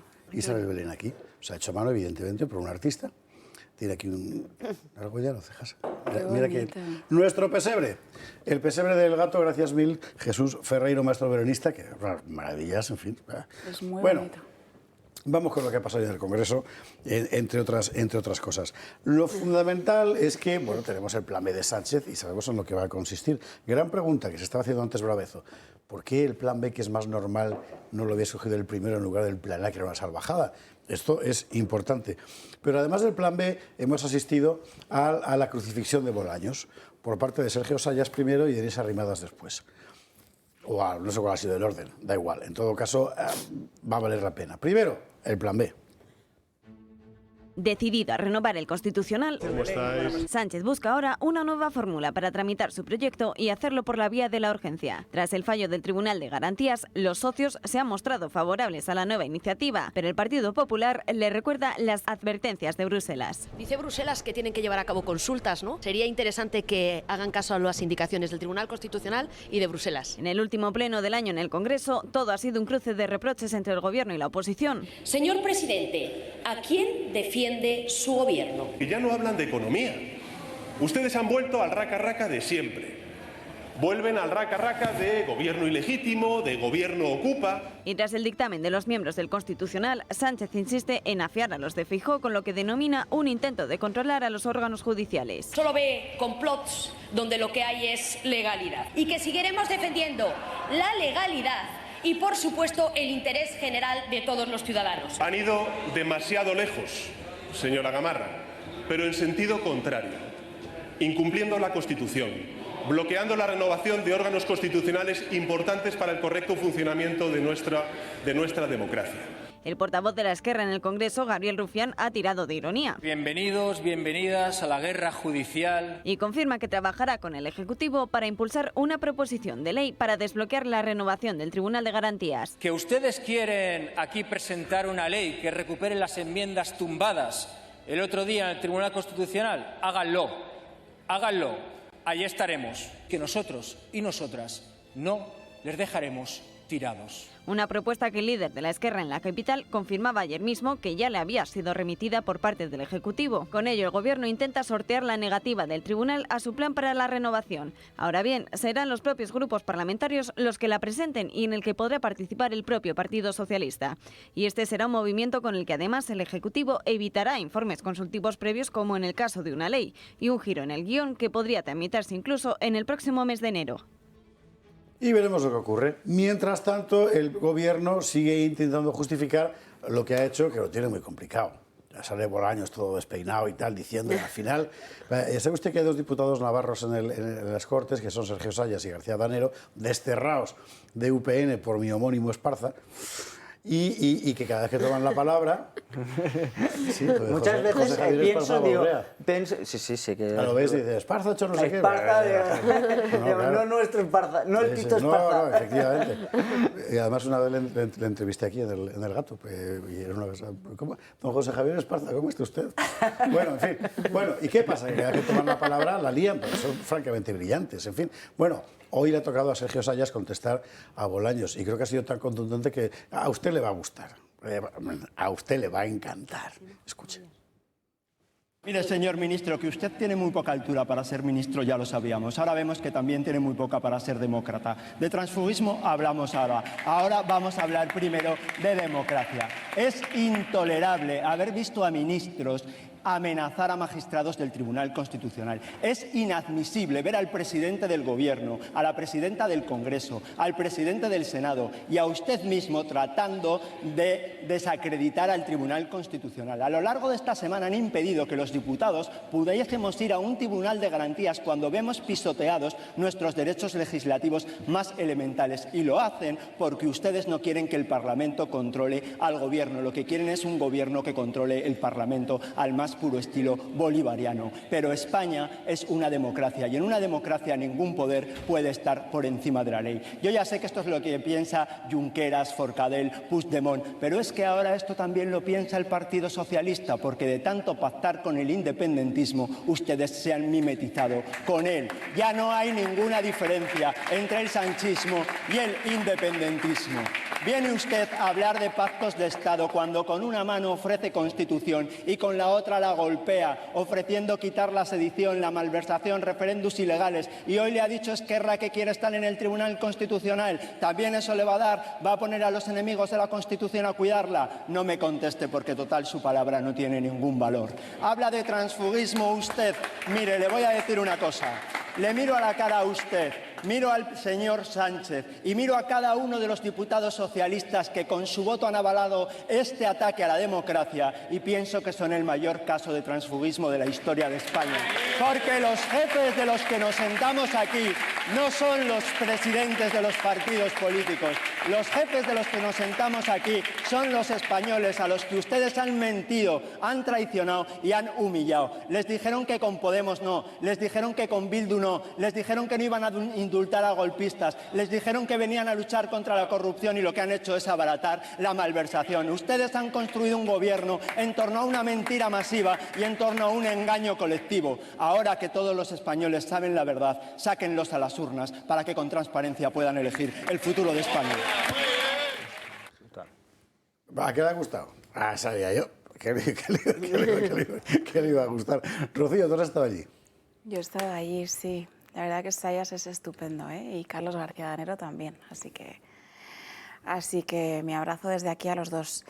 Bueno, nosotros vamos a hacer frente en todos los frentes que podemos, ¿no? Yo creo que ante este momento histórico que estamos viviendo, ¿no? Yo creo que por lo menos tenemos la oportunidad de poder hacer frente en las calles, en el Parlamento, en todos aquellos parlamentos en los que estamos y también a través de los juzgados, ¿no? Nosotros hemos anunciado la presentación de una querella el próximo viernes contra Pedro Sánchez por conspiración para cometer un golpe de Estado, ¿no? Que es lo que estamos viendo. Entonces, nosotros vamos a estar enfrente, yo creo que ellos ya lo saben y además es que 4 millones de personas nos han puesto ahí para eso. Teresa, Sergio, Carlos. ¿Quién empieza? ¿Yo? Teresa, por favor, te ha nombrado a ti, lleva ese... Yo creo que Vox en cuanto a llevar todos los asuntos en los tribunales, creo que está acertando muchísimo porque es el principal partido que se está personando en todas las causas, el Partido Popular también, pero es cierto que quien está llevando la batuta es Vox en todas las causas y sobre todo denunciando y querellándose contra este atropello a la democracia que se está cometiendo, ¿no? en sede parlamentaria. Perdón. Pero es cierto que como la Fiscalía está totalmente tomada por el Gobierno, al final es muy difícil que todas esas querellas puedan salir adelante porque la mayoría de ellas cuenta siempre con un informe desfavorable del Ministerio Fiscal y quizá los españoles necesitan unos jueces más similares a los 6 que hemos visto en el Tribunal Constitucional que no les importa, ¿no? Que ahora pues salgan públicamente y se les acuse y demás. También nos gustaría ver ese tipo de jueces en el Tribunal Constitucional y no ser tan acomplejados y no inadmitir directamente todas estas querellas porque son interpuestas contra un miembro del Gobierno y porque según ellos no tienen que interferir en el poder político. Claro que tienen que interferir en el poder político cuando ahí en ese ámbito se están cometiendo ilegalidades. No, pero aunque nos lo tumben, aunque tumben lo que sea, moción de censura, salgan los números, no salgan, habrá que intentarlo, ¿no? Es que si no nos vamos todos a casa. Sí, por supuesto, ¿no? por supuesto, Estamos pero en por las eso digo que desde el otro lado, desde el Poder Judicial, que en muchas ocasiones incluso han aplazado pronunciamientos porque si no podían interferir en las elecciones generales o en cualquier tipo de elecciones, creo que deberían ser más independientes y que realmente existiese en España esa división de poderes, ¿no? Entre el poder ejecutivo, legislativo y judicial. Yo no sé si eso es reversible, sinceramente, pero bueno, esto ya... Sí, no, yo ahí estoy de acuerdo en ese comentario. Yo no sé si eso es reversible, pero bueno. Claro, a ver, el tema de pedirles también ser héroes, hay una de las cosas que hay que tener muy claro. No se puede siempre estar queriendo pedir heroicidad a todo el mundo que está dentro de una acción o en una posición. lo que hay que trabajar es para garantizar el sistema de independencia, para garantizar que el sistema sea robusto y que no tenga las problemáticas que estamos viendo ahora. Y por eso se fue al sistema de 3/5, de mayorías muy amplias, etcétera, para que fuera lo más parecido al consenso y lo menos parecido precisamente a la mayoría absoluta, que eso el gobierno quiere ir. Sí, y hay una de las cosas que hay que tener muy clara. La situación... Y una de las cosas que le pediría a todos los que nos están viendo, que un día nos explique nuestro presentador una de las conversaciones que existe de Carl Schmitt y Kelsen sobre quién es el guardián de la Constitución. Claro, creo que pocas personas una cuestión clave, pueden explicar mejor que nuestro presentador sobre eso. Y creo que ahora viene mucho al caso. Y creo que es fundamental entender la situación. Para mí, en este caso, hay que entender una cosa. El Tribunal Constitucional es un tribunal que está fuera del Poder Judicial, punto número 1. Eso ya nos está diciendo que es un poder independiente de lo que sería el Poder Judicial, está por encima de los tres poderes, y además tiene una singularidad, que sigue siendo un poder político. Sí. Esto hay que entenderlo, ¿vale? Porque es contradictorio con lo que sería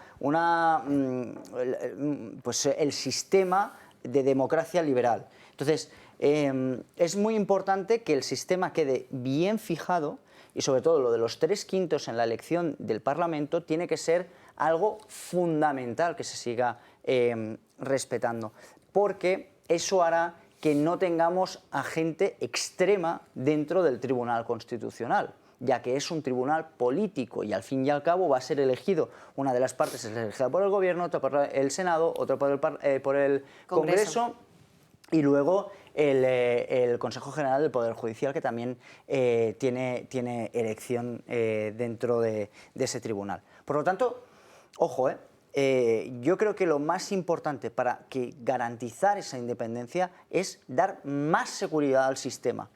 Y trabajar en ese aspecto. Es verdad que lo que se está haciendo actualmente, que tenemos tantos fuegos abiertos, que no podemos atajar las problemáticas de este estilo, que parecen ser pequeñas, pero que tienen una gran importancia. Carlos. Yo creo que una de las cosas primeras que hay que hacer es alertar a la población de que lo que hay en juego es la democracia española. Incluso diría más, creo que lo que hay en juego en todo esto, es decir, con la voladura del sistema de garantías, con la separación de poderes, no solamente se está poniendo en riesgo la democracia española, sino la nación en sí. Porque todo esto, todo este proceso que se acelera por momentos, en el que realmente el gobierno está vulnerando todas las barreras, está intentando liquidar todos los contrapesos, precisamente porque tiene un proyecto de destrucción de nuestro país y de nuestra democracia, de acuerdo con los separatistas, es decir, del País Vasco, de Galicia o de Cataluña. ¿Me dejas un inciso? Es que hay una de las cosas que se dice que no comparto nada, que se dice está intentando la destrucción de España. Para mí no. Bien, pero es que es lo que digo yo. Yo es que sí digo, sí estoy de acuerdo que hay una. Yo afirmo que están intentando destruir España. Pero es que yo creo que no va por ese lado. El inciso era el control de España, no la destrucción de España. Creo que es una gran diferencia. Desde mi punto de vista, lo que hay es un proyecto de destrucción de España, precisamente porque no está sirviendo los intereses de España. Porque Pedro Sánchez y una parte muy importante de nuestra élite política y económica está al servicio de otros intereses, entre los cuales está la destrucción de nuestro país.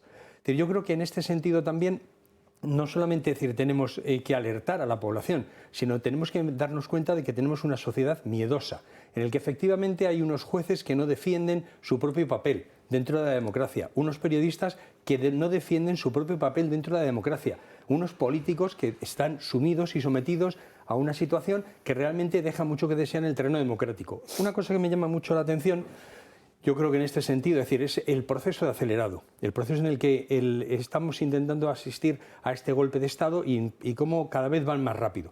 ¿Por qué? Porque me parece que tienen prisa para que la gente lo olvide antes de las próximas elecciones, suponiendo que las haya limpias.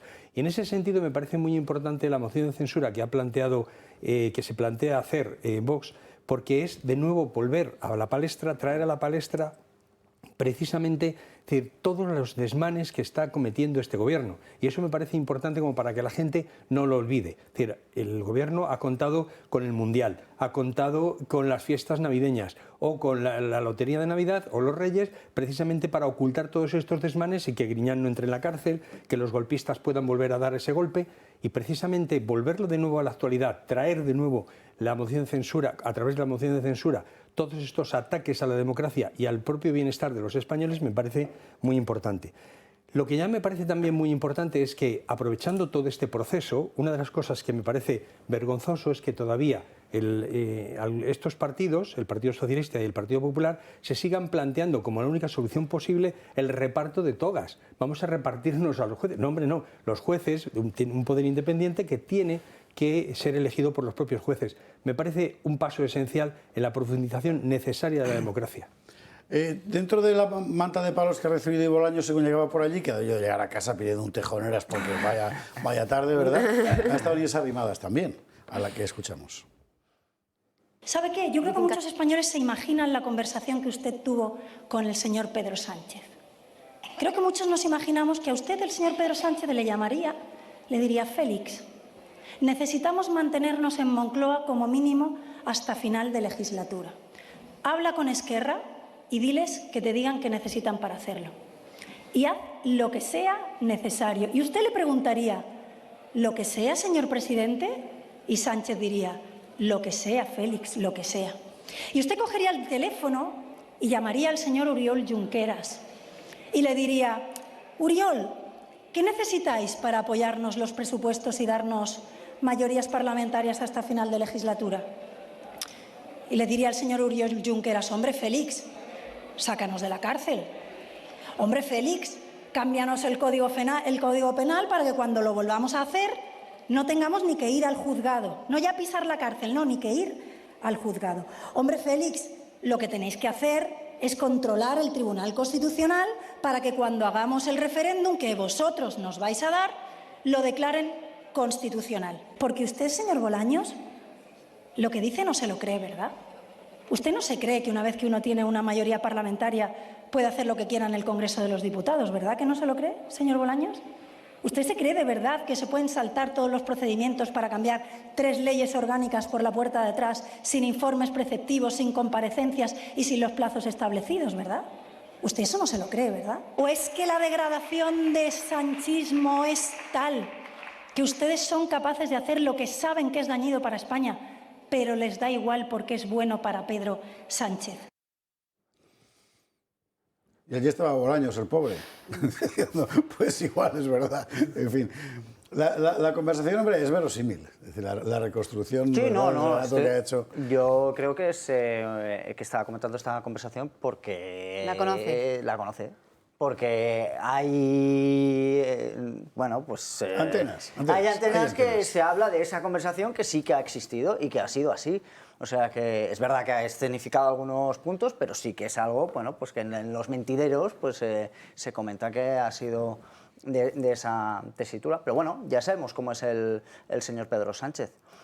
Ahora bien, en esta situación a mí lo que me preocupa es eso, la inacción dentro incluso del Partido Socialista, porque a mí no me vale, lo tengo siempre muy claro, que 2, 3 presidentes de comunidades autónomas o de federaciones hacen un poquito la voz.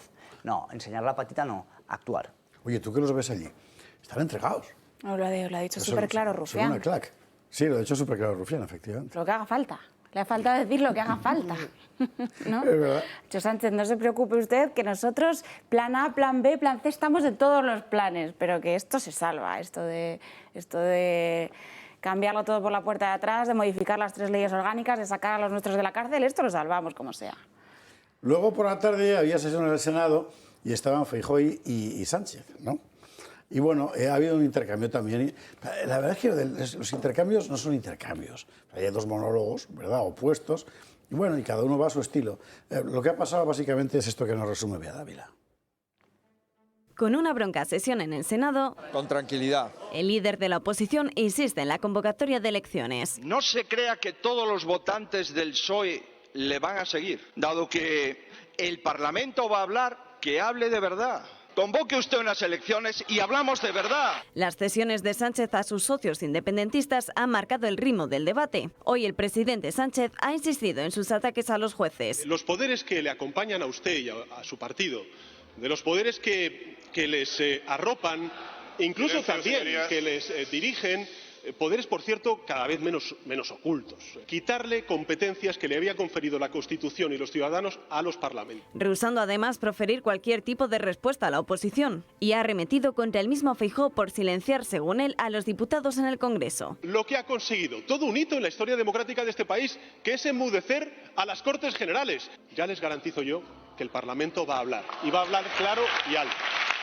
La respuesta del Tribunal Constitucional de este lunes no ha sentado muy bien a los del PSOE, tampoco a sus socios, y así le ha reprochado el presidente popular su intento de controlar el Poder Judicial. Deje de descalificar al Tribunal Constitucional. Ha pisado usted este mes el acelerador de la degradación institucional. Van a por todas las instituciones. Debería de completar usted la frase para que los españoles la entendiésemos. Y también ha tirado de metáfora. Eliminar el delito de sedición no mejora la integridad territorial del país. Y colar una reforma del Poder Judicial por la puerta de atrás no mejora la separación de poderes.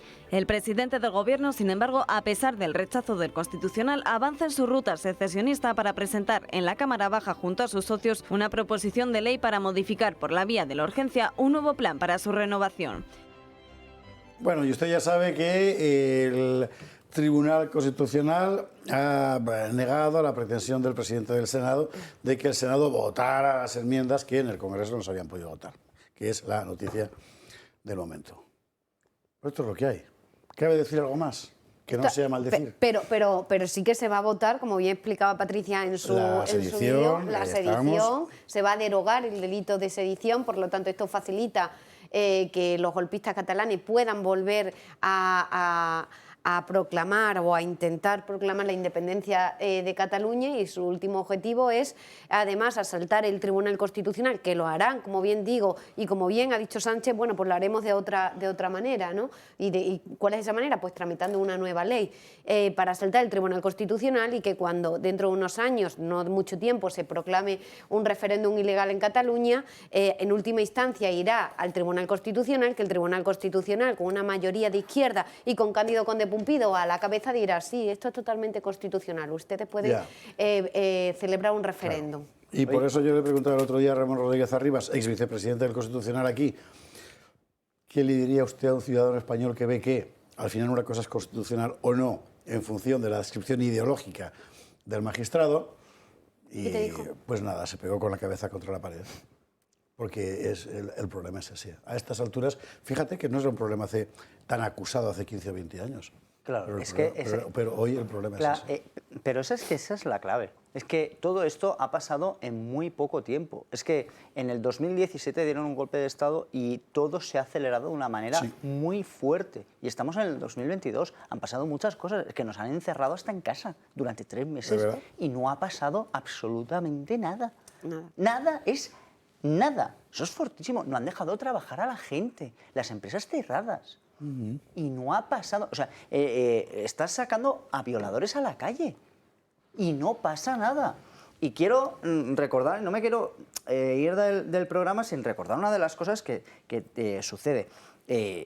Mientras tanto, que está pasando todas estas cosas, es que desde la Unión Europea también nos están tirando de las orejas con el tema de los fondos europeos, que ha salido, que ha salido esto como muy... Claro, evidentemente las noticias son tan impactantes las que estamos viendo, que hay otras que quedan opacadas.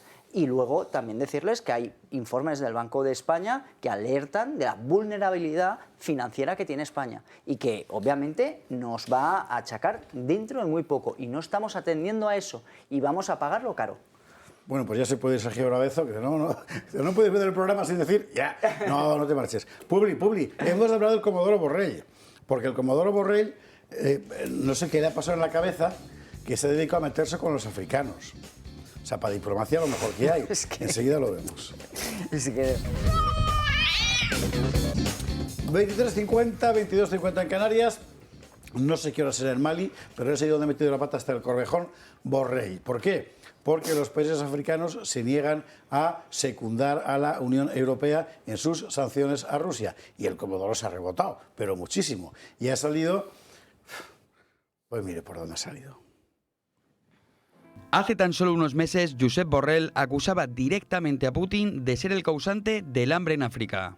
El jefe de la diplomacia europea afirmaba que Rusia estaba usando el hambre como arma de guerra, algo que no está calando en el continente africano, donde muchos países creen que son las medidas europeas contra Rusia las que están detrás de la crisis humanitaria. De hecho, Bruselas ha hecho un llamamiento para hacer pedagogía y cambiar así el relato predominante en el continente. Sin embargo, la estrategia está fallando y África sigue mandando muestras de apoyo a Rusia, algo que Josep Borrell, alto representante de la UE, considera intolerable. He visto en la televisión a esos jóvenes africanos en las calles de la capital de Malí con carteles que decían: «Gracias, Putin, has salvado al Donbass y ahora nos vas a salvar a nosotros». Esas personas no saben ni dónde está Donbass ni quién es Putin. El jefe de la diplomacia europea parece olvidar el compromiso del Kremlin con Mali de enviar cereal, abono y combustible. Además, hay que señalar que hay una cumbre Rusia-África prevista para 2023, con sede en San Petersburgo, para fortalecer las relaciones entre Moscú y los países del continente.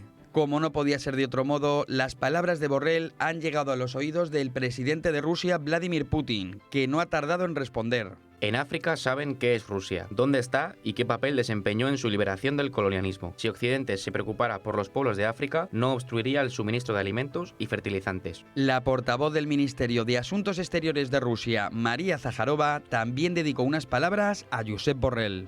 El jardinero, haciéndose pasar por alto representante de la Unión Europea para Asuntos Exteriores. Josep, no midas a la gente por ti mismo.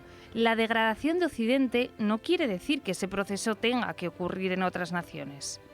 Parece que empieza a ser habitual que el alto representante de la Unión Europea provoque de vez en cuando alguna que otra crisis diplomática. De hecho, estas son algunas de sus últimas polémicas. La prosperidad de la Unión Europea estaba basada en la energía barata de Rusia y las oportunidades de negocio con China.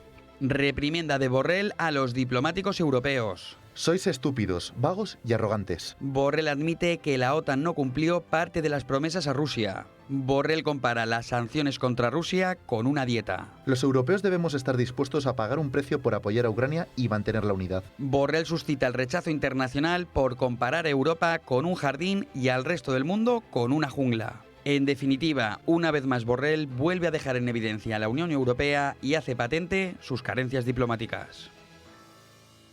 Pero para lo que hace falta... Carlos. A ver, yo es que creo que Borrell realmente lo está ejerciendo el papel que tiene, que es el de títere de las grandes élites internacionales y de la Unión Europea que controlan a la Unión Europea. Yo creo que en este sentido hay una cosa que es también muy evidente, ¿no?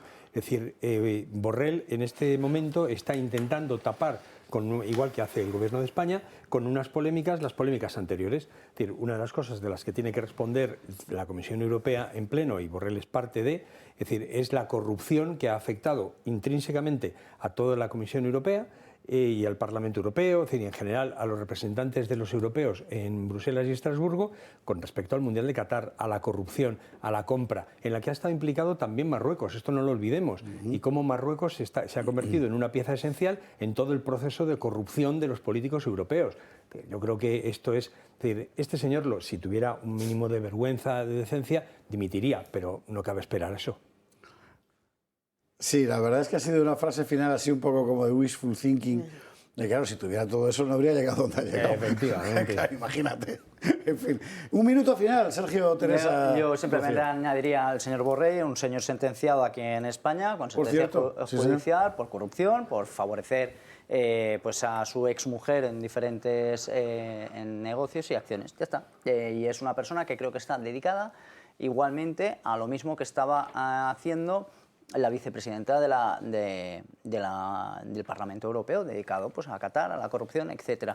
En vez de estar dedicado al mejor funcionamiento del Parlamento de la Unión Europea y de sus actuaciones fuera del viejo continente, pues se dedica a otras cositas, ya sabremos qué, porque siempre este señor nos da noticias de su gestión, eso sí es verdad, cuando ya sale del puesto. Es verdad. a otras cosas que seguramente no las ha hecho gratis, ¿no? Yo, más que centrarme en Borrell, quiero centrarme en el caso de corrupción que ahora mismo afecta a líderes del Partido de Socialistas, ¿no? En Europa, que creo que es un caso de corrupción de escándalo y que apenas se está informando sobre Pues entonces, ello. Paréntesis, en el Telegram de Julio tiene usted un artículo extraordinario de Alexandre del Valle, es que se publicó en La Granja, si no me equivoco, contando un montón de detalles en el Telegram de Julio Eriza. Mañana aquí en El Gato al Agua entraremos a fondo en esa cuestión, sobre todo por las conexiones. Porque esto no es que ya... Y aquí sí se ha tratado, no me refería... No, lo sé, pero es que aprovecho para hacer así, para cebar. Esto no es que llegue un señor con sílaba y le suelta un fajo de billetes a una rubia fenomenal. ¿Qué va? Aquí hay, de todo. No. Cierro el paréntesis. No, simplemente quería añadir eso y ya está. Bueno. Rocío de Mer. A mí me ha gustado lo de Europa es un jardín y el resto del mundo es una jungla. Ya ves. Y es verdad que menudo jardín, ¿no? Que es la Unión Europea. Un huerto, es un huerto. Menudo jardín que se han montado. Además, los representantes de las instituciones que están precisamente siendo culpables de la disolución de las naciones europeas, ¿no? Los responsables de las fronteras abiertas, los responsables de todo ese mundo que si verdaderamente es una jungla, pues esa jungla es la que está acabando con nuestras identidades y con nuestras patrias, ¿no? Y al final... Es que es verdad que ni España ni Europa es nada para ellos, ¿no? Ni España ni Europa, ni la civilización, ni la cultura, ni nada de lo que proviene. Son un conjunto, son una colección de oligarcas que al final están todos en sus despachitos permanentemente, ¿no? Y está legitimado cualquier cosa para ellos, ¿no? Podemos soltar violadores, como en el caso de España, podemos bajar la pena a los corruptos y a los malversadores, ¿no? Que es de lo que estamos hablando últimamente. Podemos acabar con los delitos que no nos convienen, desproteger las fronteras, corromper a los menores. Y voy a acabar, lamentablemente, con uno de los asuntos más tristes de hoy, ¿no? Que ha sido el debate sobre la ley trans. También se ven legitimados para decir que los hombres y las mujeres no existen.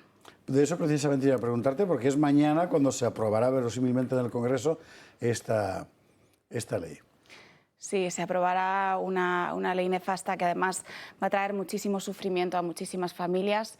Recordemos que es una ley que niega la biología, que niega que los hombres y las mujeres existen, que establece el precepto de la autopercepción, ¿no? Que uno es como se autoperciba y que además lo hace en las edades más delicadas, ¿no? A partir de los 12 años. Y probablemente destrozará muchas vidas, a muchos adolescentes. Y es una ley detrás de la cual además hay un gran negocio. No olvidemos que hay un gran interés mercantilista, ¿no? Porque al final, como hemos escuchado además a muchos profesionales médicos, las hormonaciones, las cirugías, las mutilaciones, todo esto es un dineral lo que hay detrás de la ley trans, lo que hay detrás de todo este sufrimiento que va a provocar, que no se pueden ustedes imaginar. Y en la tramitación de la ley no se ha permitido que hubiera testimonios de endocrinos, que hubiera testimonios de psiquiatras, que hubiera testimonios de psicólogos, de las propias asociaciones de familias de afectados con disforia de género. Es decir, es una ley que se ha hecho sin contar con la realidad que se supone tiene que... Es una ley anticientífica que además se ha pasado por encima todo esto precisamente para que no haya debate público, precisamente para que la gente no se dé cuenta de las consecuencias que verdaderamente tiene. Pero si miramos a otros países, lo estamos viendo en Estados Unidos. Hay asociaciones ya de afectados, de miles y miles y miles de personas que quieren detransicionar y sin embargo es imposible porque en fin, sus vidas se terminan para siempre. Pues esto será mañana y nosotros aquí en El Gato al Agua se lo contaremos. Recuerde, mañana desde bien tempranito con Alba Vila, la lotería. Con Alba toca seguro. Así que ahí le quiero ver. Don Carlos Astiz, R de Resistencia. Hasta la próxima vez. De momento, feliz Navidad. Porque ya nosotros deberíamos lo mismo. Al final terminaremos ganando. Ellos van a perder porque están en contra de la vida, de la naturaleza. A mí no me cabe duda, efectivamente. Ahora, el coñazo queda mientras tanto, joder. Y el sufrimiento, como decía Rocío, el sufrimiento. Sergio Brabezo, mil gracias. Un placer. Teresa Gómez, feliz Navidad, ¿te vas para Extremadura? Me voy para Extremadura el fin de semana, sí. Pues ya sabes lo que tienes que traer. Vamos, ¿no? Feliz Navidad y saludos a la familia. ¿Vale? Muchas gracias. Rocío de Mer. Feliz Navidad y gracias. Y a ustedes, como siempre, muy buenas noches. Mañana más gato.